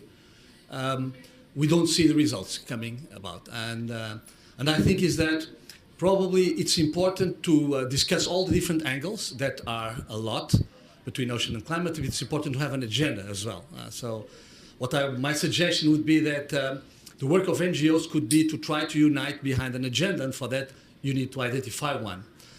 There is one issue that has been on my mind for a long time, and that I would like you to comment. And especially now that we have, as you referred, the advisory opinions, both of the International Tribunal of the Law of the Sea and the ICJ, about which are so impactful, really. They are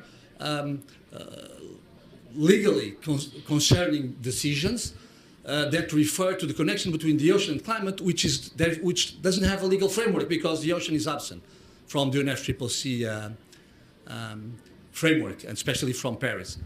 So my question is, would not be time to start thinking in raising the issue of having an agenda on ocean, an ocean agenda item for within UNFCCC? Especially if we could have for a COP that would be a Pacific COP next year, would that not be an issue to be raised this year? And if this is an issue to be raised, should not the NGOs and should not all your organizations be raising it, and that could not be part of the agenda that I'm saying that is still missing? Thank you very much.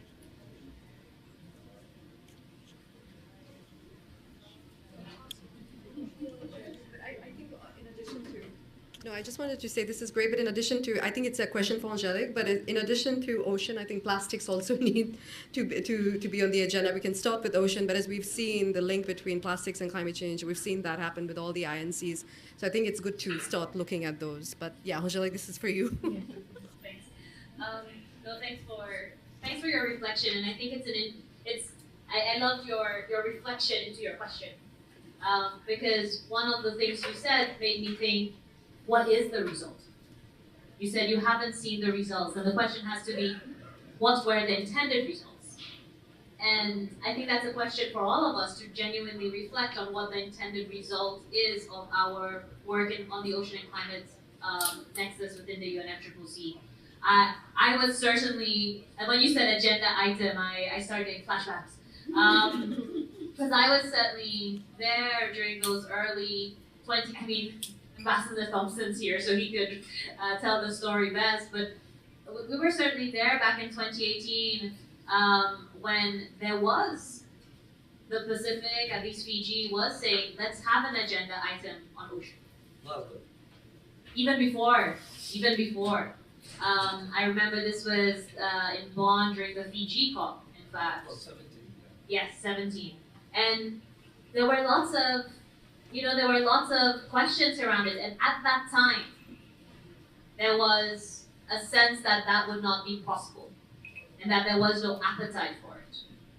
And it was interesting, right? Because agriculture got their own agenda item, but ocean didn't, and there was this whole narrative of too much to do, distraction, appetite. And I guess the question then becomes for us, why isn't it that we haven't been able to get the results that we wanted And will the agenda item solve it? Right? So I know I'm asking you more questions and I'm answering it, but I think it's helpful. I asked you with a question as well. Yeah, I think. Aren't we starving? Is there a lack of appetite? And my question is, aren't we starving? I completely agree, and I think we need that mountains are probably going to be the next agenda item. I know.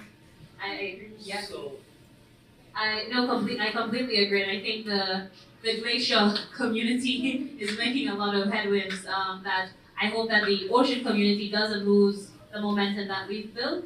And I completely agree with you, and I think we need to be strategic. I think we need to start introducing blue taxonomy into the Green Climate Fund, for example. I think we need to start building the evidence base for us to say to the GCF there's not enough money going to ocean or to all the other funds, right, within the climate space. So I think this requires a concerted, I look at Anna Marie, coordinated and concerted effort of government and community to really make that materialize. I wear an official hat, so I'm not going to say anything about introducing an agenda item, but I think it's worth consideration. I do. I think it's the most important question as an ocean community. We could really come back now, knowing what we know, the last several COPs, and see what the appetite is. But your other question about having an agenda for this community, and we talked a lot about finance being made available, and what resources the UNFCCC has to offer. It's not the only game in town. There are lots of places you can go to get resources. But when you're negotiating in the UNFCCC, you're talking about those resources. And so we have this opportunity, the Standing Committee in Finance, and the other thing, we have to follow the negotiations all the time. The Ocean Committee cannot show up at Sunset, we cannot show up at COP and ask for things that moment. We have to, like Tiago said, have an agenda, a roadmap to be looking ahead. So in 2026, and we are a lot more organized around this question of finance than we ever have been, thanks to folks that we are like Person and Aura, et cetera. The Standing Committee in Finance decided to have a meeting on oceans and water, and that will happen in 2026. And then the Standing Committee in Finance sends direction and guidance to the financial mechanisms of the UNFCCC and how they make money available for what. And so I just put it out there as an example of, if we are following carefully negotiations and what happens during all of the meetings throughout the year of the UNFCCC, we can have a plan to influence that Standing Committee in Finance meeting and make more resources available. It is a long road, it is hard, it is detailed, down in the weeds. And those are conversations we should have, as well as the one you raised about agenda item and as Emily said, for what outcome we want.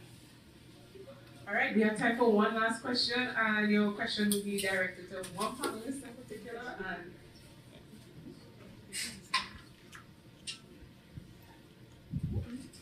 Oh, who am I going to hit up? I don't know. Maybe Angelique. So very fantastic panel. This was really great. I have a question, and it's a little bit what hasn't really been mentioned during this panel, and it relates to governance. And we talk a lot about where we are now, the urgency. We really got to move. And a lot of people are saying, well, if we are really serious about climate change, we need to talk about the drawdown and those kind of solutions. And I always get a bit when I see the question solutions. So policy sometimes is a little bit behind. We're also seeing in parallel there's a lot of stepping up in terms of geoengineering, so marine carbon dioxide removal. But we don't see that reflected in the negotiation room as such. So where the science is not really there yet. So it's again, I'm not speaking official capacity because we'll wait to see what the resolution says.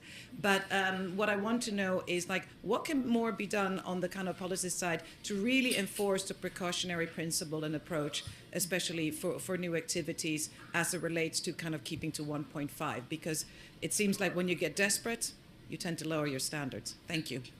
Any volunteer?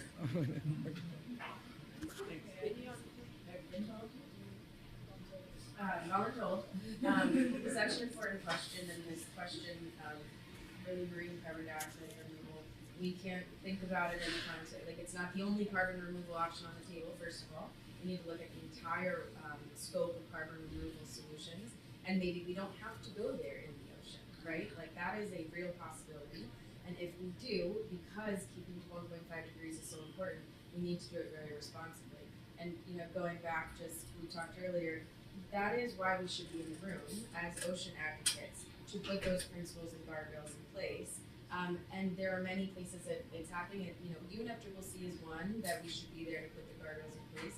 But the London Convention, London Protocol within the IMO is the other one. And is the ocean community engaged there? And those are also very detailed negotiations. We see, maybe really good news at the IMO with the carbon levy, and then we have a totally different discussion that, if our organizations, bingos, can't send representatives to sit here, look, the governments and the representatives up here today representing communities in these important big ocean states, they can't either. And so we really have to sort of combine our capacity and our resources as a community to make sure that we're in the room for those discussions to put the guardrails in place before it gets away from us. All right, and so we had a hand over there, and as a youth, so I have to give him the opportunity to ask this question.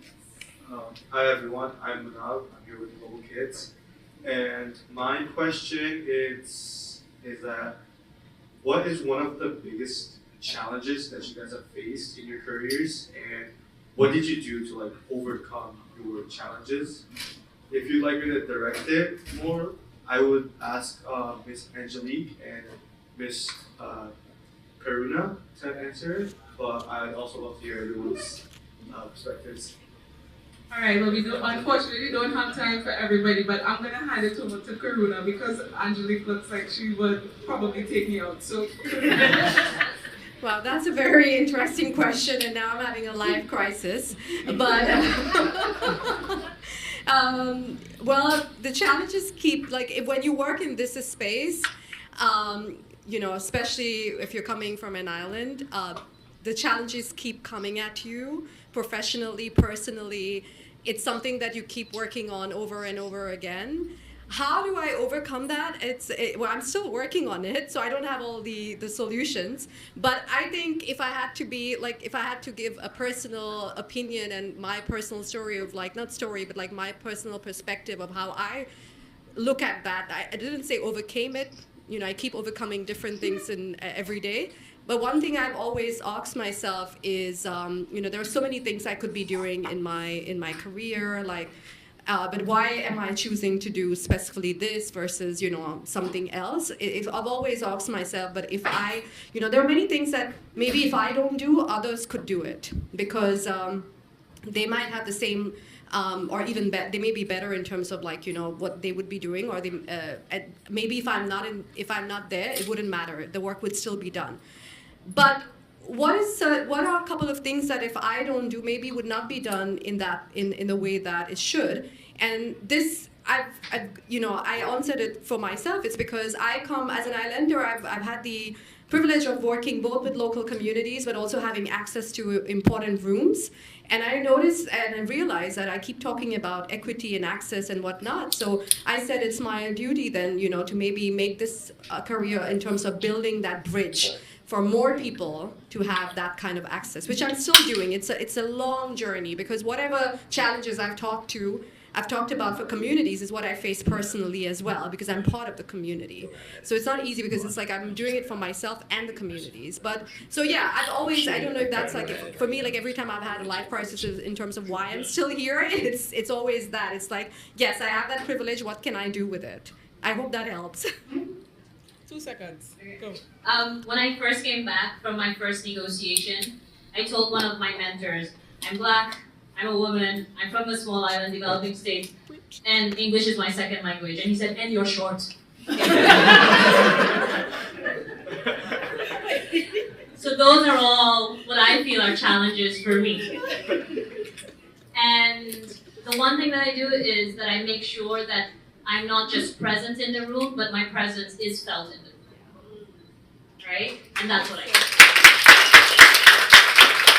All right, and with that, I would love to thank our panelists. Let's give them a big round of applause. And I will invite Ambassador Peter Thompson, Special Envoy for the Ocean, to give closing remarks, and then we will take a group photo.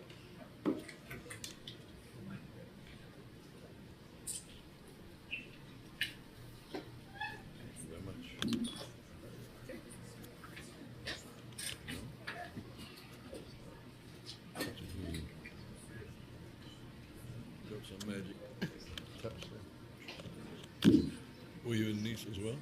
It's hot there, man.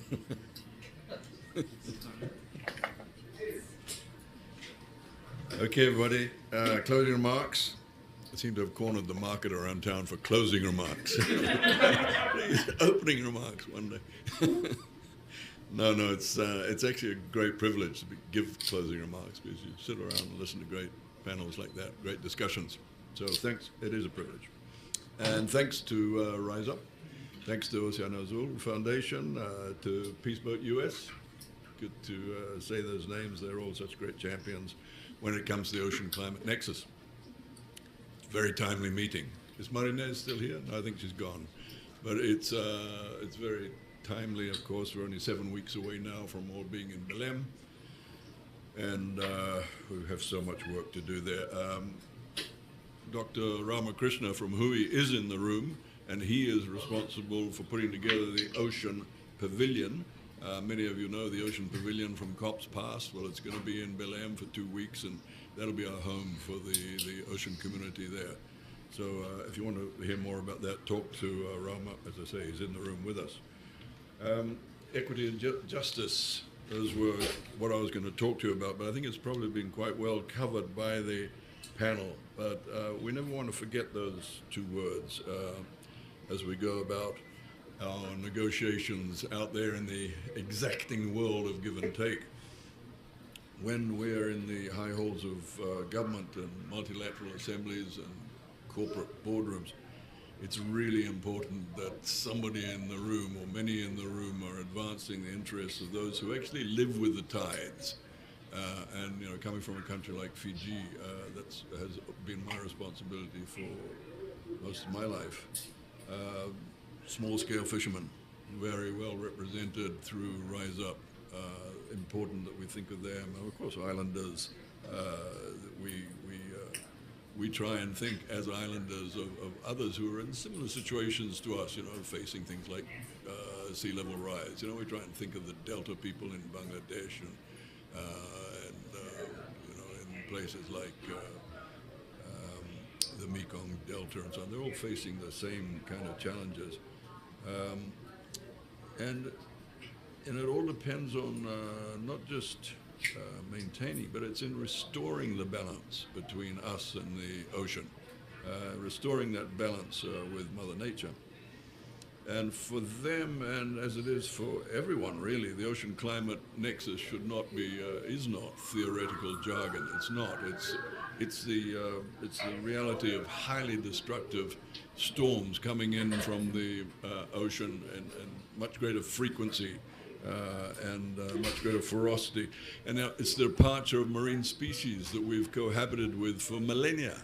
That are just having to leave because the oceans in the tropics are just getting too hot, and they're being forced to migrate, or anywhere in the ocean where ocean acidification is really kicking in because of excessive levels of CO2 from our industrialized societies. And it's the direct experience of warming as well. I don't know.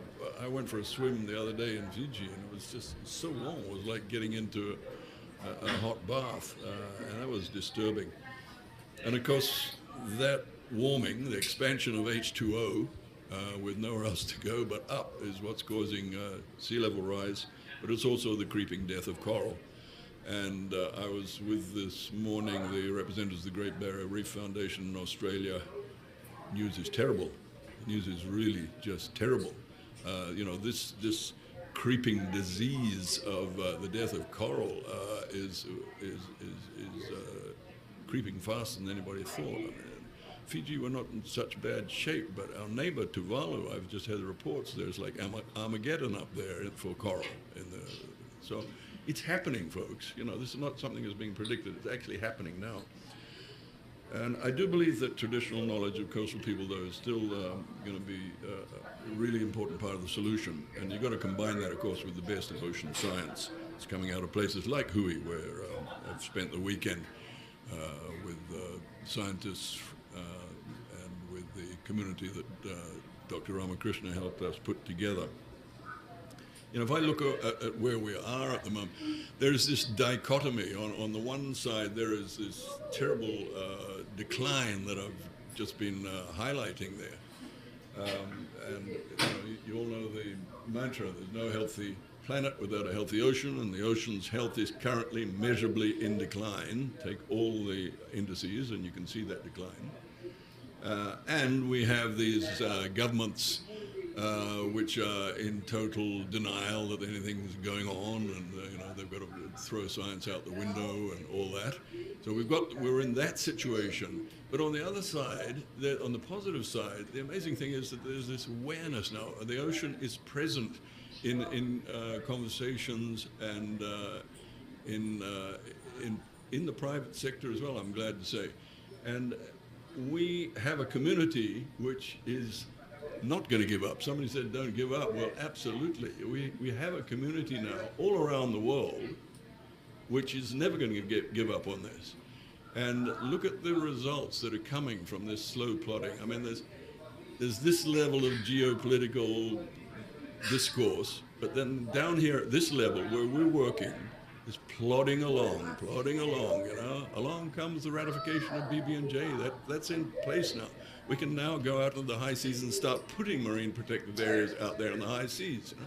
Along comes the WTO agreement. The ratification was done, last week, for the first part of that subsidies agreement. That's big stuff. That's stopping $20 billion of public monies every year going into fishing fleets to go out and chase overfished stocks out there. These are big wins for us. I've been going to China for years now, trying to persuade them to join the PSMA. That's our best thing that we've come up with to stop illegal fishing, the PSMA agreement out of FAO. China signed it this year. These small victories are actually giant victories, but they don't get noticed, and it's progress. I know some of you were with me in Nice for UNOC 3, the UN Ocean Conference. I think you all witnessed there the incredible momentum that our community, the global ocean community, has towards doing the right thing for the ocean.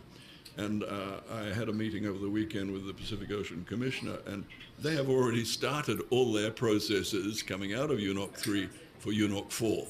And we're all going to have to get behind now the two new champions, who are Korea and Chile, who will be, all things being equal, will be mandated to lead to co-host the fourth UN Ocean Conference in Korea in 2028. So, that progress which I talk about, it's unstoppable. We will not go away. We are not going to give up. And coming from Pacific Islands, I can tell you that the Pacific Islands have already made that very clear at the leaders' meeting that we had last week at the Pacific Island Forum. This is not something that we back down on. So, look, I don't want to keep you all. I know there's a second part of this meeting, but I think what we have heard today, and I made a couple of notes as the panel was speaking, is basically that the ocean is not a peripheral. That's the essential principle, and that it's central not just to the climate stability, but to human security and to peace. So be it in policy making or investment decisions or scientific endeavor, or the formation of these partnerships and alliances that we get into. Logic demands that we enter a new era of respect for the ocean's place in the restoration of the balance of our relationship with Mother Nature. And as the juggernaut of the climate crisis grinds ever forward, we've got to press on for unification of voices from around the world in the cause of ocean justice.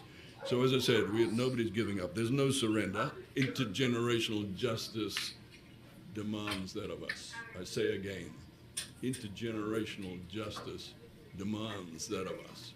That is why there can be no surrender. We're all parents or grandparents. And so, ladies and gentlemen, we got to rise up for the ocean action. Thank you.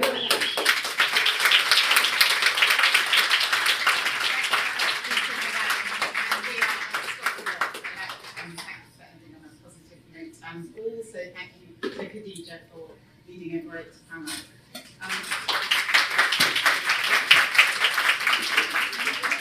just like to call the speakers back up just to take a quick photo. Thank you.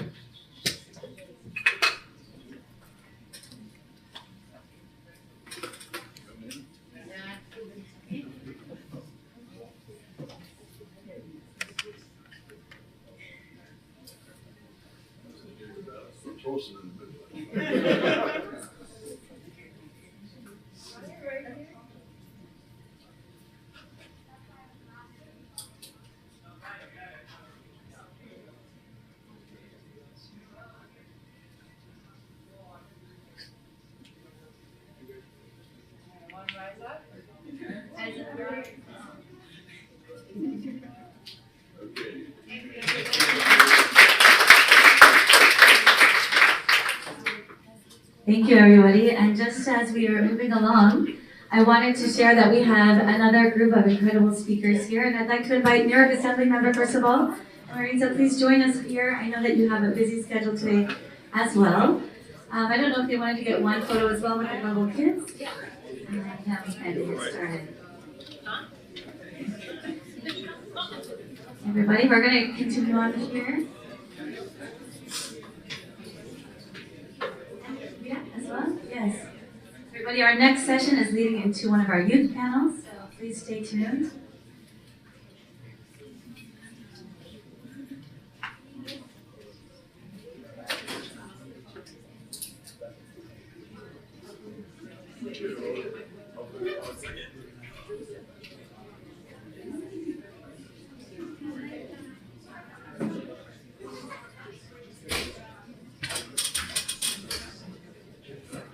Thank you, everyone. All right.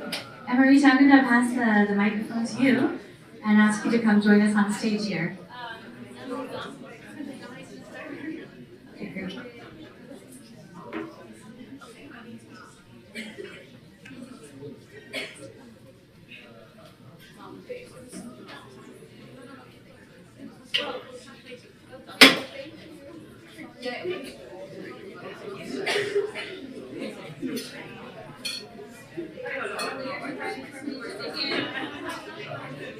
Are you ready for me to begin? I guess they're ready. Well, good afternoon, everyone. My name is Dominique Jones. I'm the Executive Director for Global Kids. We are a emerging national nonprofit serving kids in New York City as well as Washington, D.C. In New York, we serve approximately 14,000 young people in New York City public schools. And I'm so pleased today that we can bring some of our young people to the table today. I'm always thrilled when I see my young people seeing other young people doing this type of activism, because it really inspires them and it has them take this back to their communities so that they know that they can really affect change, not just in their communities, in the world. I have the distinct pleasure of introducing someone who has become a great friend to our organization, our Assembly Member, Emerita Torres. And she is,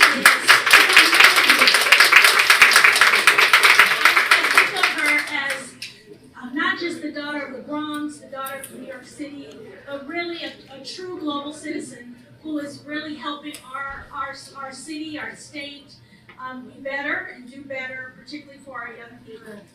She has had a distinguished career. I won't go through all of them, but I encourage you to find her bio. But she has served 10 years in the diplomatic corps.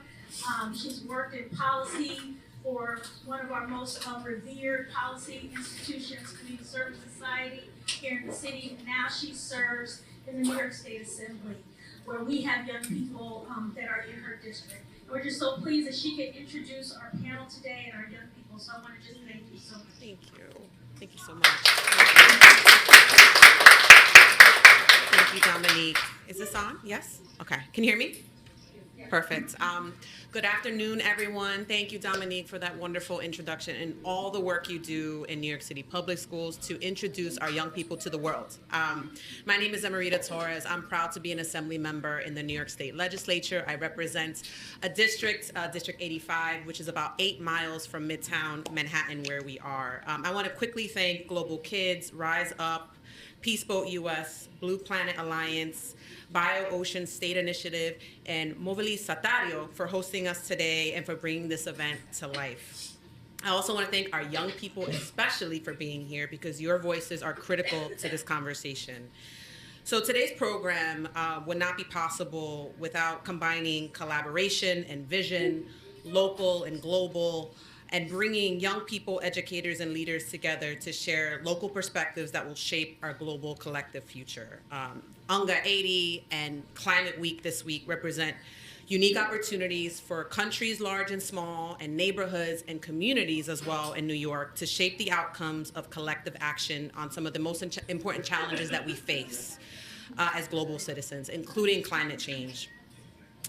Ongoing wars, conflict, migration, poverty are just some of the challenges that are in front of us that require innovative solutions. But what I'm really excited about for today's discussion is that we're bringing local conversations and perspectives as well as youth into the conversation, which isn't involved enough.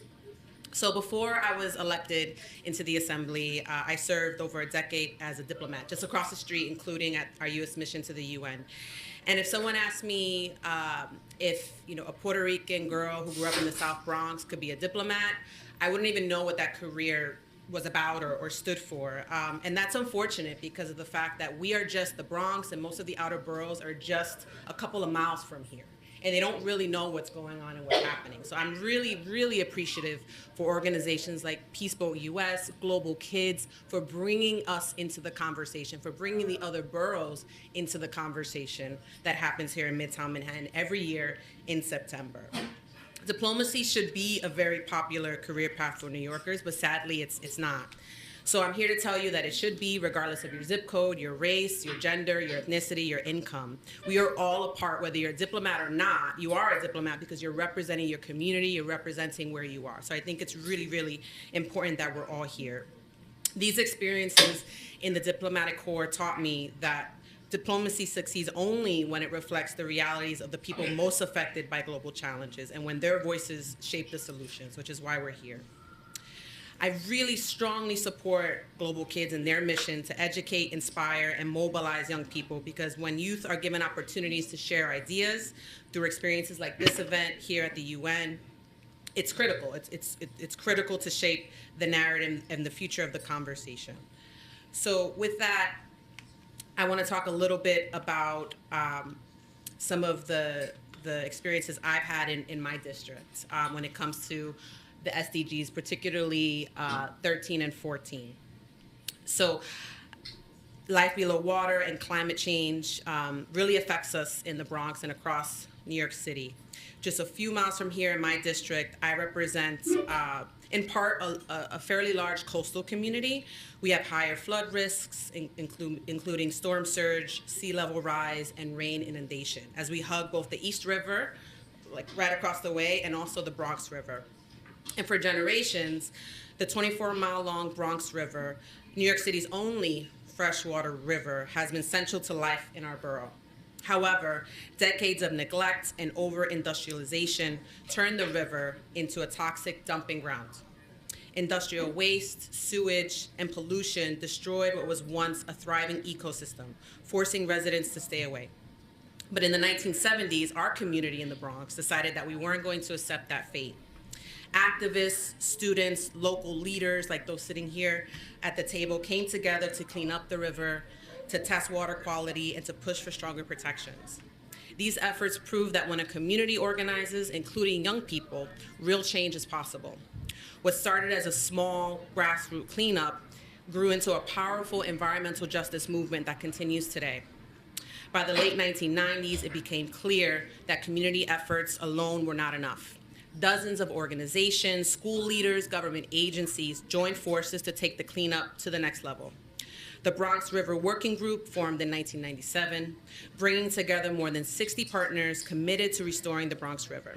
This collaboration led to the creation of the Bronx River Alliance in 2001, a wonderful nonprofit that is in my district, an award-winning innovative organization that is the collective voice and caretaker for the river, ensuring long-term support for the river and for the Bronx.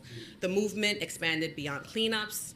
We've transformed trash dumps and abandoned industrial areas into parks and trails along the full length of the river. It runs from not just my district, but all the way up to Westchester County.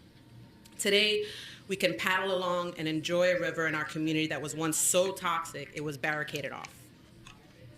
I share this because the Bronx River's restoration is one of New York City's greatest environmental success stories. It's also one of the greatest environmental success stories, in my opinion, in the entire country.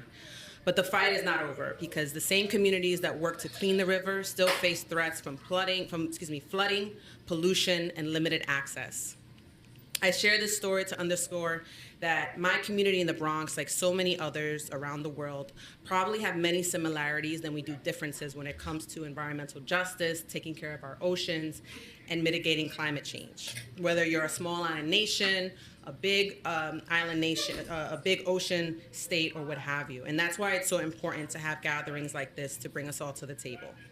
So as we open this discussion, I want to be clear about why our voices matter, the voices of our young people matter. Too often, young people are excluded from spaces like this, where decisions are explored and made, even though you will live the longest with the consequences of those actions. I want to see more people, more young leaders like Munab, Nicole, and Yurtzi, youth who take initiative, who uplift their communities and share bold ideas to drive change. I know there are many more amazing leaders in my district, and we must continue to create space for them at decision-making tables and truly listen to their ideas. And in the Bronx, I'll say we have a history of organizing for change. Young people have organized for housing and environmental justice, for education, equity, and for food access. They have pressed policymakers, including myself, to act with urgency. And that same energy is what this moment demands on the global stage. The road from UNOC to COP30 must be guided by youth voices that reflect both the urgency of the climate crisis and the lived realities of communities on the front lines like ours. Your perspectives will shape how leaders respond and determine whether the solutions meet the strength and fairness that this moment requires. Thank you so very much for having me, and I'm so excited for this panel.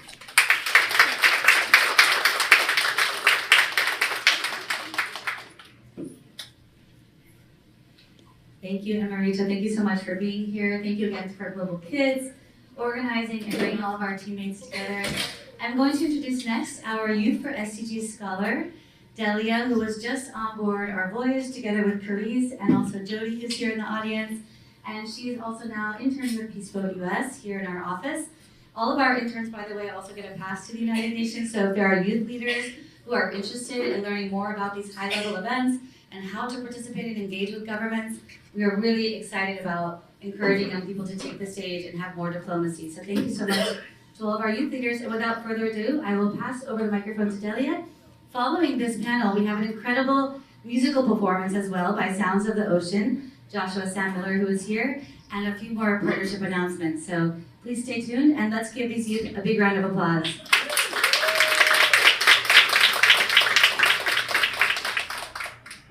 Hi everyone, and Emily, thank you so much for the kind introduction. My name is Delia Ruban. I'm originally from Romania, and I moved here for university, where I'm double majoring in political science and peace and justice studies, and double minoring in diplomacy and theater for social justice. Just a little bit about myself before we start. I recently became interested in disarmament, and so last year I staffed for the Humanitarian Disarmament Forum, and this year I interned for the meeting of state parties to the Treaty on the Prohibition of Nuclear Weapons. And I was also recently on Peace Boat as a Youth for SDG scholar, and right now I come in front of you as a Peace Boat US youth representative. As just this summer, I was on the Caribbean voyage, where we went to Jamaica, Panama, Costa Rica, and Mexico.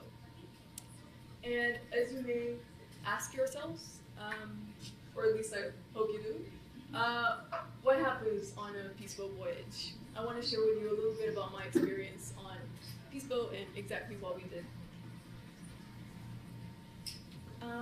First of all, the program takes learning by doing very seriously. Trust me on that one, because we learned and we did a lot.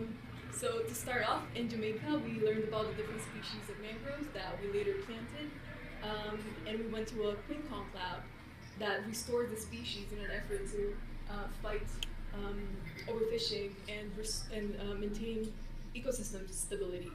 We also had the amazing opportunity to have dinner with the Rastafarian indigenous people, who shared with us essential lessons about nature being their ultimate governing body, and about living in harmony with nature and always giving back. So here's also where a piece of decolonization comes in. We learned about Costa Rica's long-lasting peace commitment from a Costa Rican lawyer, and we later hiked in a cloud forest in Monteverde. we participated in a climate change lecture in Panama given by a climate monitoring expert, then woke up early in the morning to see the ship go through the Panama Canal.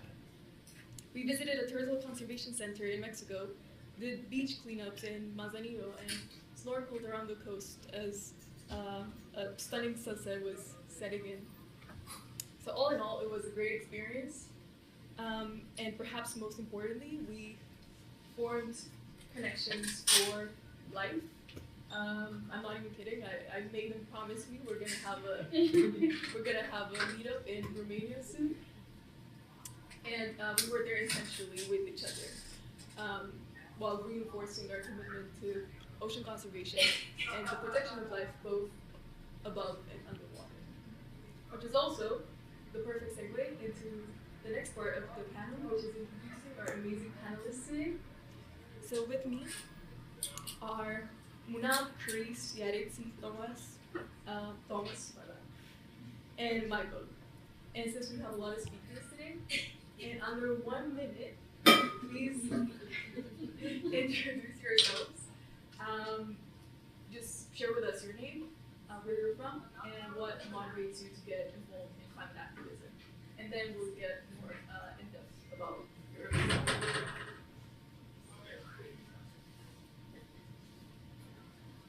Hello everyone, I'm Munab. I'm a freshman at York College, and I've been a youth leader with Global Kids for the last 4 years, and I do wish to continue having a good relationship with Global Kids. Hi, my name is Michael Gonzalez. I am a senior in high school, and I go to Bronx school where it's not in the Bronx. And something that connected me to climate change and how to better it is helping the animals around my communities in the big body of water from California and helping to fix it. Hi everyone, my name is Yaretsi Vargas. I am a junior at Luncheon High School, and I am with the kids for their Environmental Justice Spring Institute and Summer Institute. And what motivates me to be involved is basically seeing how society has been throughout the years, throughout the decades, and how it has affected us. Hi everyone, my name is Elise Elliott. I come from the Caribbean, a beautiful twin island federation called St. Kitts and Nevis, and I'm a policy officer and I'm also a sustainable fashion designer. What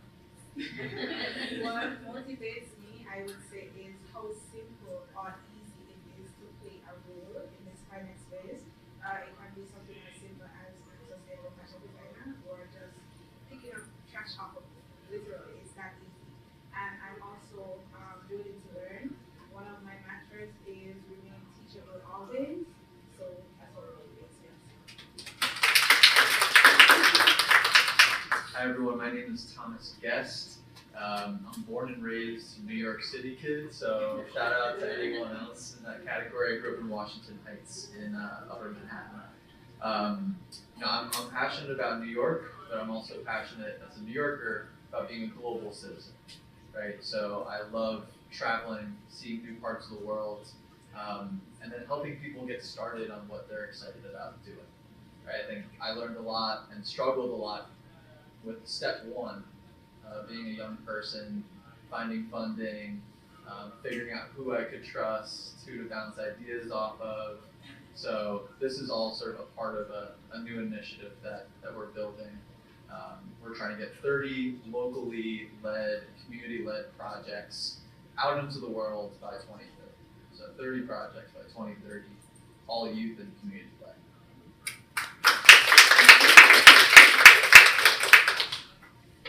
Thank you so much, everyone, for the amazing introductions.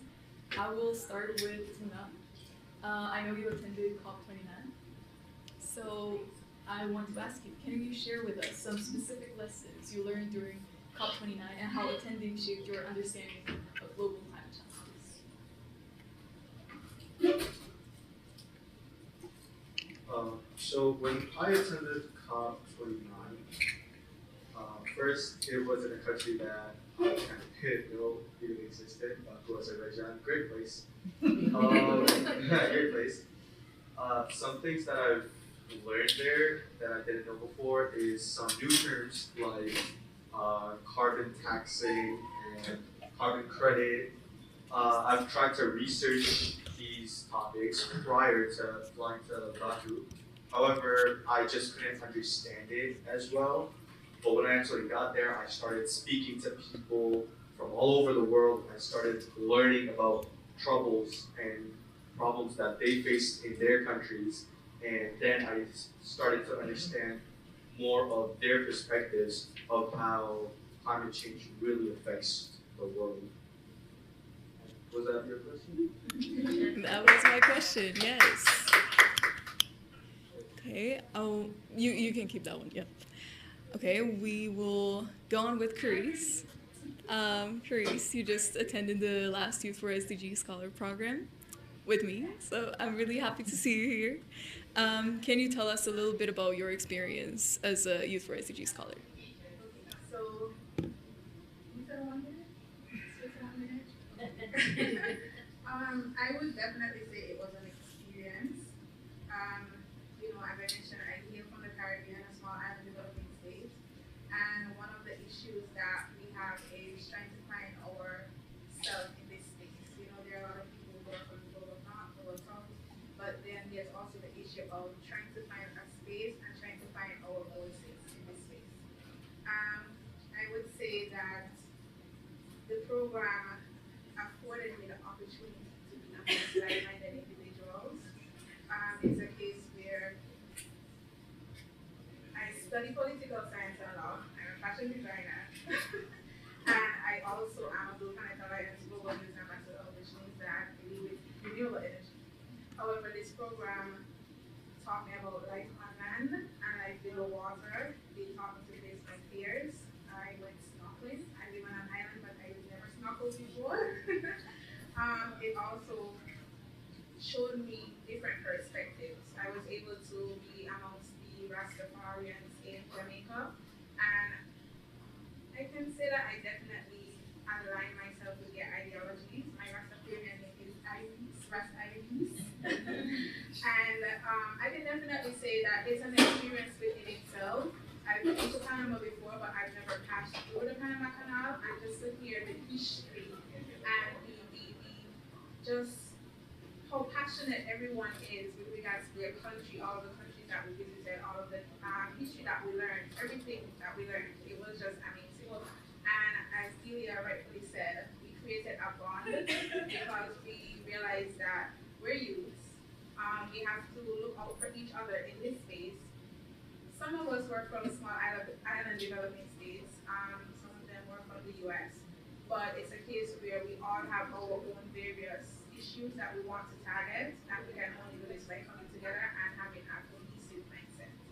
So, just to wrap up, what I learned from Peaceful Youth for SDG is I'm never alone, and it's a case where I can always find like-minded individuals in this space. It's just for me to put myself out there and face my fears, like snorkeling.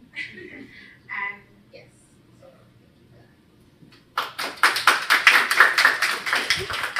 Oh, you keep the mic because I have another question for you. As you just mentioned, you're also a Blue Planet Alliance ambassador, and you do sustainability work in St. Kitts and Nevis. Can you share with us a little bit about your work, the work that you do? I should have definitely let you know, guys. I'm a global youth ambassador for Blue Planet Alliance. That's my family. As you mentioned, I do dabble in sustainability, but I think it tends to change every time I come to a different conference. So I started off by being a sustainable fashion designer. Then I was afforded the opportunity to go to the Blue Planet Alliance fellowship in Hawaii. And then I became passionate about renewable energy because my country is currently transitioning to geothermal energy. So I became passionate about that. As Leon mentioned in his speech before, you know, we hail from island, we hail from small island developing states, and we've never had the opportunity to be in a room with many of our government officials. The first time I was able to be in a room with one of my government officials was because of the Planet Alliance. And from there, we developed a bond. I was able to have a seat at the table going forward. I came with a youth mindset and a community perspective as well. I also create pieces, so I create carnival wear from scrap material, but I also create bags from scrap material, and I'm an advocate of sustainable fashion. It's literally as simple as wearing a jacket from your mom's closet, or reutilizing a brooch that your mom may have, or turning a shirt that your dad has into something chic. So it's that simple, and I'm an advocate for that. And you know, as I mentioned, I try to remain teachable as always, and I have no doubt as I continue to attend these spaces that my my take on this will definitely change, my passion will definitely change, but I'm just grateful for the opportunity for Peaceful US and also for Blue Planet Alliance.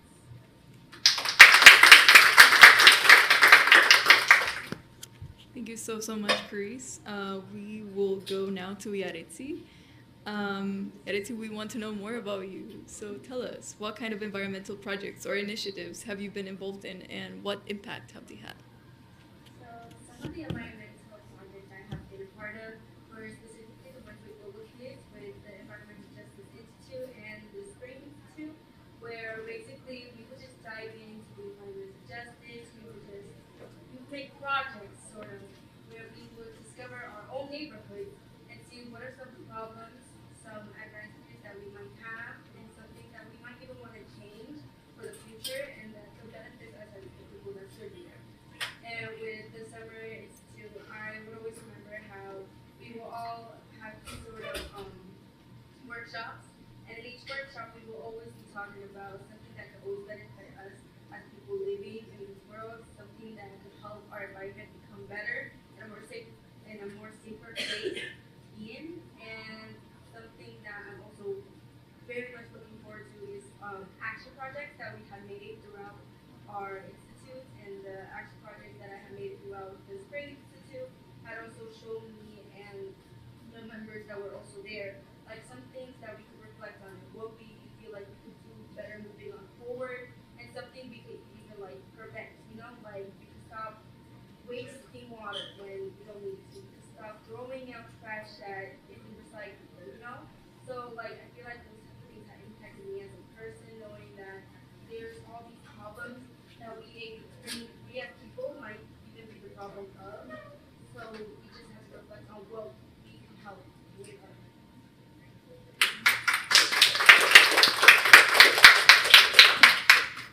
Thank you so much, Yaretsi. I will go to Thomas right now. You are the founder of BRIME. So can you share with us a little bit about BRIME and tell us how young people help to encourage partnerships with the private sector for a renewable energy future? Sure, yeah, so BRIM is a global youth-led coalition of people that understand that the way that things are set up right now are not the way that they should be set up right now, and are willing to do something about it.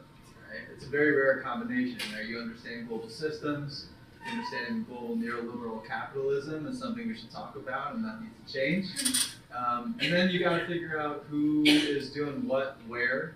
And as someone who's from New York, I was bouncing around couches. I've been to 30 countries in the last 4 years, doing interviews with young people, figuring out what types of challenges are out there. But then instead of me from New York coming in and saying, hey, I have an idea, it's, hey, what are your top 3 ideas, right? So we formed what we call our global working group, which is a group now of 22, 23 young people. So we frame that as 18 to 35, as the UN decided. But really that whole program, the global working group, is, for example, Neon is in this group. He had an idea for a project in Trinidad. He was able to come pitch it, but then he had to work with at least one person in the group that was from a different part of the world on sculpting that idea, right? So that there was this exchange. But then Neon was able to present, a program and pitch it and receive a grant. We call this our Get Started grant.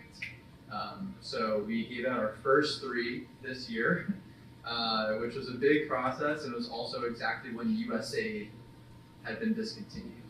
So I was, by any means necessary, selling people, sending Western Union transfers, right? Like any way to get money out the door, and into the hands of people like Neon, who had ideas where they were, that weren't led by me, but Neon might have questions for me or for someone else outside of Trinidad. So it's this combination of an incubator of ideas, kind of like you guys were working on.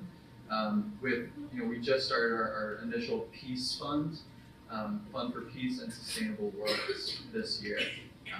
And we're trying to 30 projects by 2030 that we support through this model.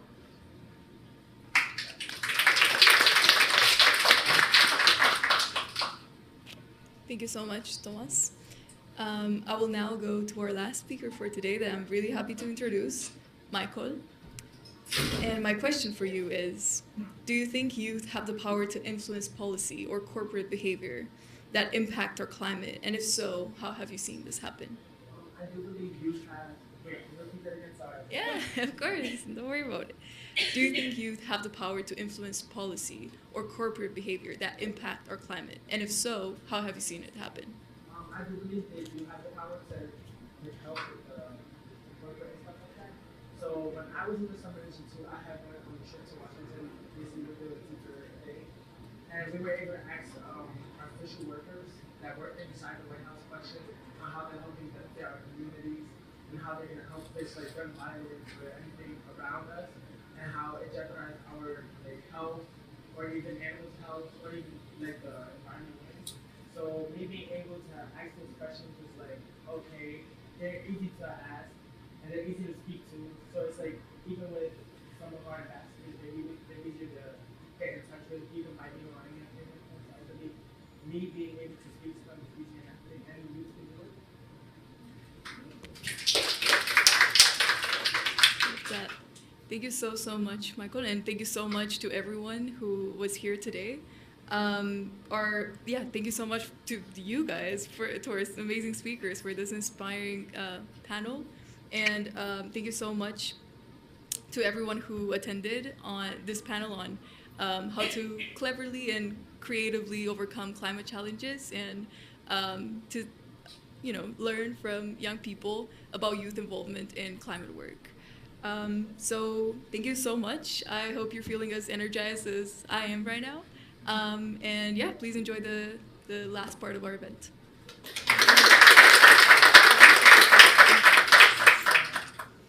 Great, thank you so much, everyone. And we really appreciate all of our partners and youth leaders.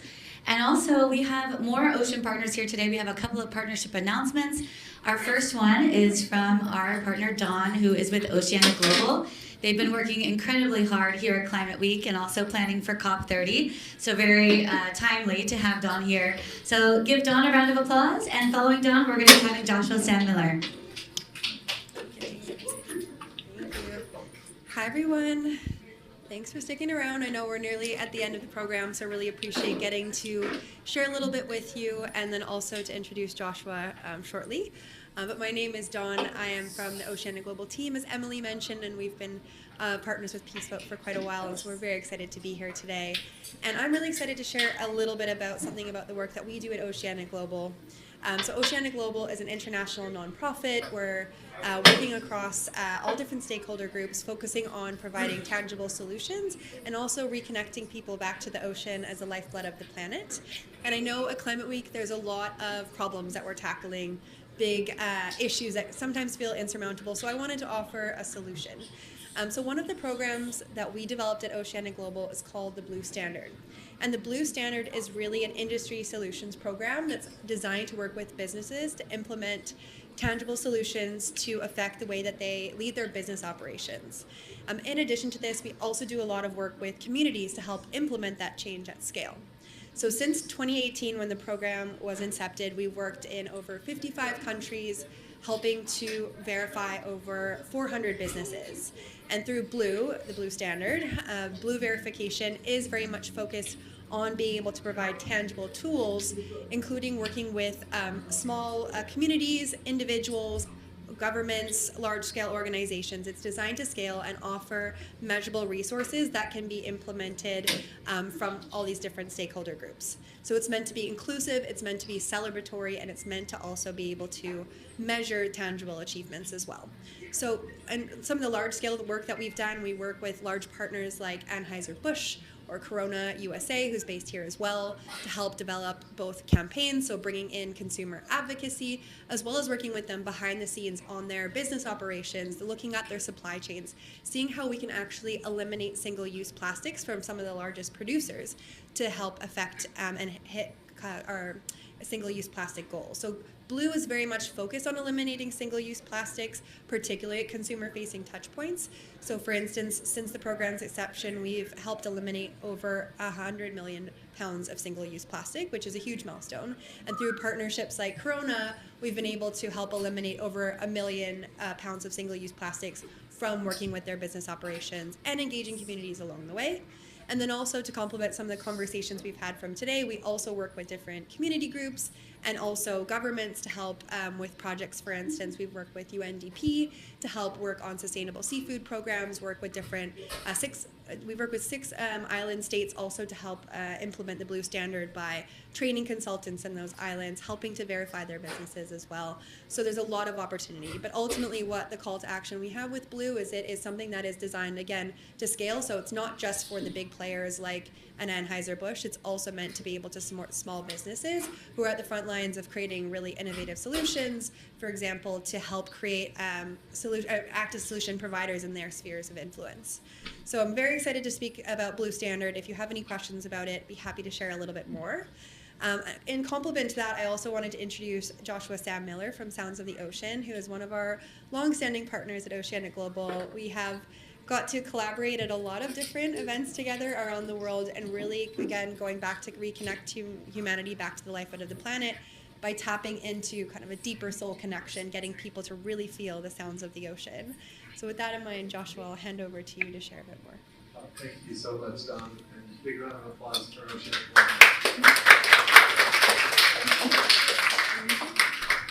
So before I get started with a musical moment to digest everything we've heard today, I'll just give you a little bit more background on the project that I'm here representing, which is an immersive experience that has toured around the world at planetariums, science museums, and most recently IMAX theaters, which is a new partnership that we're really proud of. So what we're doing is bringing in the inspiration of the ocean through sound, through art, through music, that really helps people feel as if they are underwater, to inspire them to care more about ocean life. And we find this works extremely well. It's a great way to grow the network of our community and bring in people who maybe are not yet involved in some type of conservation practice, which I'm curious by show of hands, who is interested in growing our community to include people not currently aware? Great, so we're doing good things.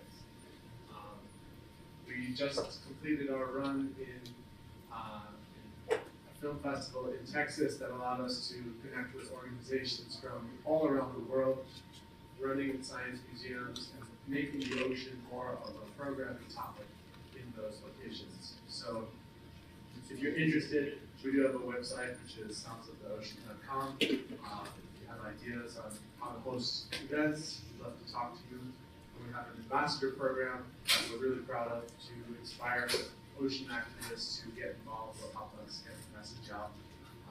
Most recently, we collaborated with Oceanic Global on a beautiful closing scene in the experience, which unfortunately you won't see today because this is a very short preview, but it really engages the public and how they can do things on a very basic day-to-day level that will help them make a positive impact. So with that, I'll ask Emily to start the video and invite you to relax and enjoy the experience.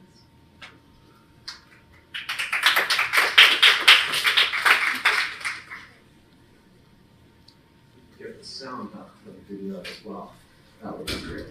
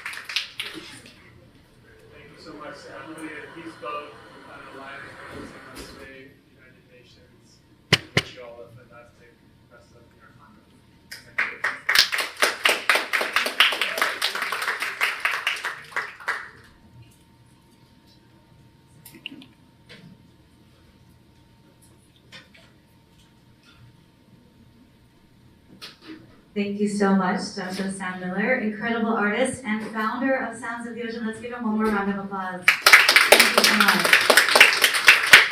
It's been incredible to work with Joshua over the years, and Oceanic Global, we've become quite a team on focusing on wellness and connecting ourselves to the ocean. And there's so many reasons why we want to continue to do this kind of work, and one of those is because of the incredible conservation efforts of all of our partners, and connecting more with nature helps us to work together in that effort. So I'd like to introduce one of our incredible partners here. We have Meredith, who's from XPRIZE. She has a quick announcement for us and call to action. XPRIZE is doing a lot this week. You have many programs. So tell us a little bit about what you're doing, Meredith. Thank you so much, Emily. Thank you so much for having me here, and thank you for gathering us in just the most amazing, gracious, and beautiful way that you do. So I don't know who in the room knows about XPRIZE. It is a large incentivized prize program that was launched 30 years ago because our founder wanted to do something that has never been done before, which was launch the commercial space industry. And so we launched these really expensive, long, global prizes that do all sorts of things. And a lot of these prizes are kind of, they induce wonder. They get us thinking about what new industry could be. They are game-changing. They're world-changing. Well, we're working really hard to launch a prize right now, which is a little different, and it's out of true desperation. It's not about kind of going and discovering something we've never found before. It's about saving something that's about to be lost, and that is the ecosystem of coral. Ambassador Thompson was here, and I was just shocked when I heard from him at UNOC that on our watch, the ecosystem of coral will be the first time due to human behavior we lose an entire ecosystem. Not a species, a whole system. And we really don't know what will happen once that happens to the ocean. What sort of tipping points that will ensue. And what does that mean for us as humanity if we start letting ecosystems just disappear? So we're working hard to launch a $30 million 4-year prize that is going to save coral as an ecosystem, as a species, but is also going to value it. So what does it mean for fisheries and other biodiversity under the water? What does it mean for coastal resilience? You know, just down south in Florida, they depend on coral to be able to keep their shoreline safe. There's a national security piece of it. There's a coastal protection piece of it. There's also a job creator. So what does it look like to save an ecosystem while creating new industry and jobs and supporting local economies? Once we get this up and running, we're going to be engaging indigenous wisdom. We're going to be listening to the women that are there on the shorelines that know this coral better than anyone else. We're going to be listening to the youth. This is going to be a technology-driven prize. Cool things, you know, like eDNA and sensors and that. But at the end of the day, it's not going to work unless humans implement it. So it is truly a human prize. So if you know anyone working in the coral space, look out for XPRIZE. We're going to be launching probably by the end of the year. Encourage them to apply. We're also building a suite of ocean prizes. So looking at what would be the new one for fisheries. What about if we were to revamp the shipping industry? How about sargassum? How about seagrass? How about all of these different components that build on each other to create and support the ocean that we know is so important. So thank you all. Visit xprize.org, give it a look, and if you know anyone that's working in that space, please encourage them to apply. Thank you. Thank you, Meredith, and we really love the work of XPRIZE, and as we continue to work towards an inclusive and sustainable blue economy, that's going to be a very important part of our work, making sure everyone is able to fund these incredible conservation efforts. So I wanted to recognize we have a couple more people in the room. We have Shelby Thomas, who's from Ocean Rescue Alliance International, also working on coral reef restoration.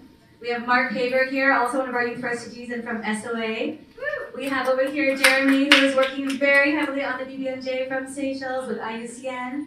And we also have over here one of our partners who is working, Brian, behind the camera, but also creating a documentary called Nevado, which we're going to be showing later this week. So please spend the next few minutes getting to know some of the people in the room, networking a little bit, and we hope that you enjoyed today's event. From UNOC to Belém, working together as we make this blue call to action. So thank you so much, Khadija Stewart. We have Flora here from Rise Up. Khadija, do you want to join me on stage for a closing remark? I just really appreciate everybody attending Climate Week, bringing the ocean agenda to the forefront, and let's continue to work together to make this the biggest movement for the ocean. So thank you so much for being here, everyone.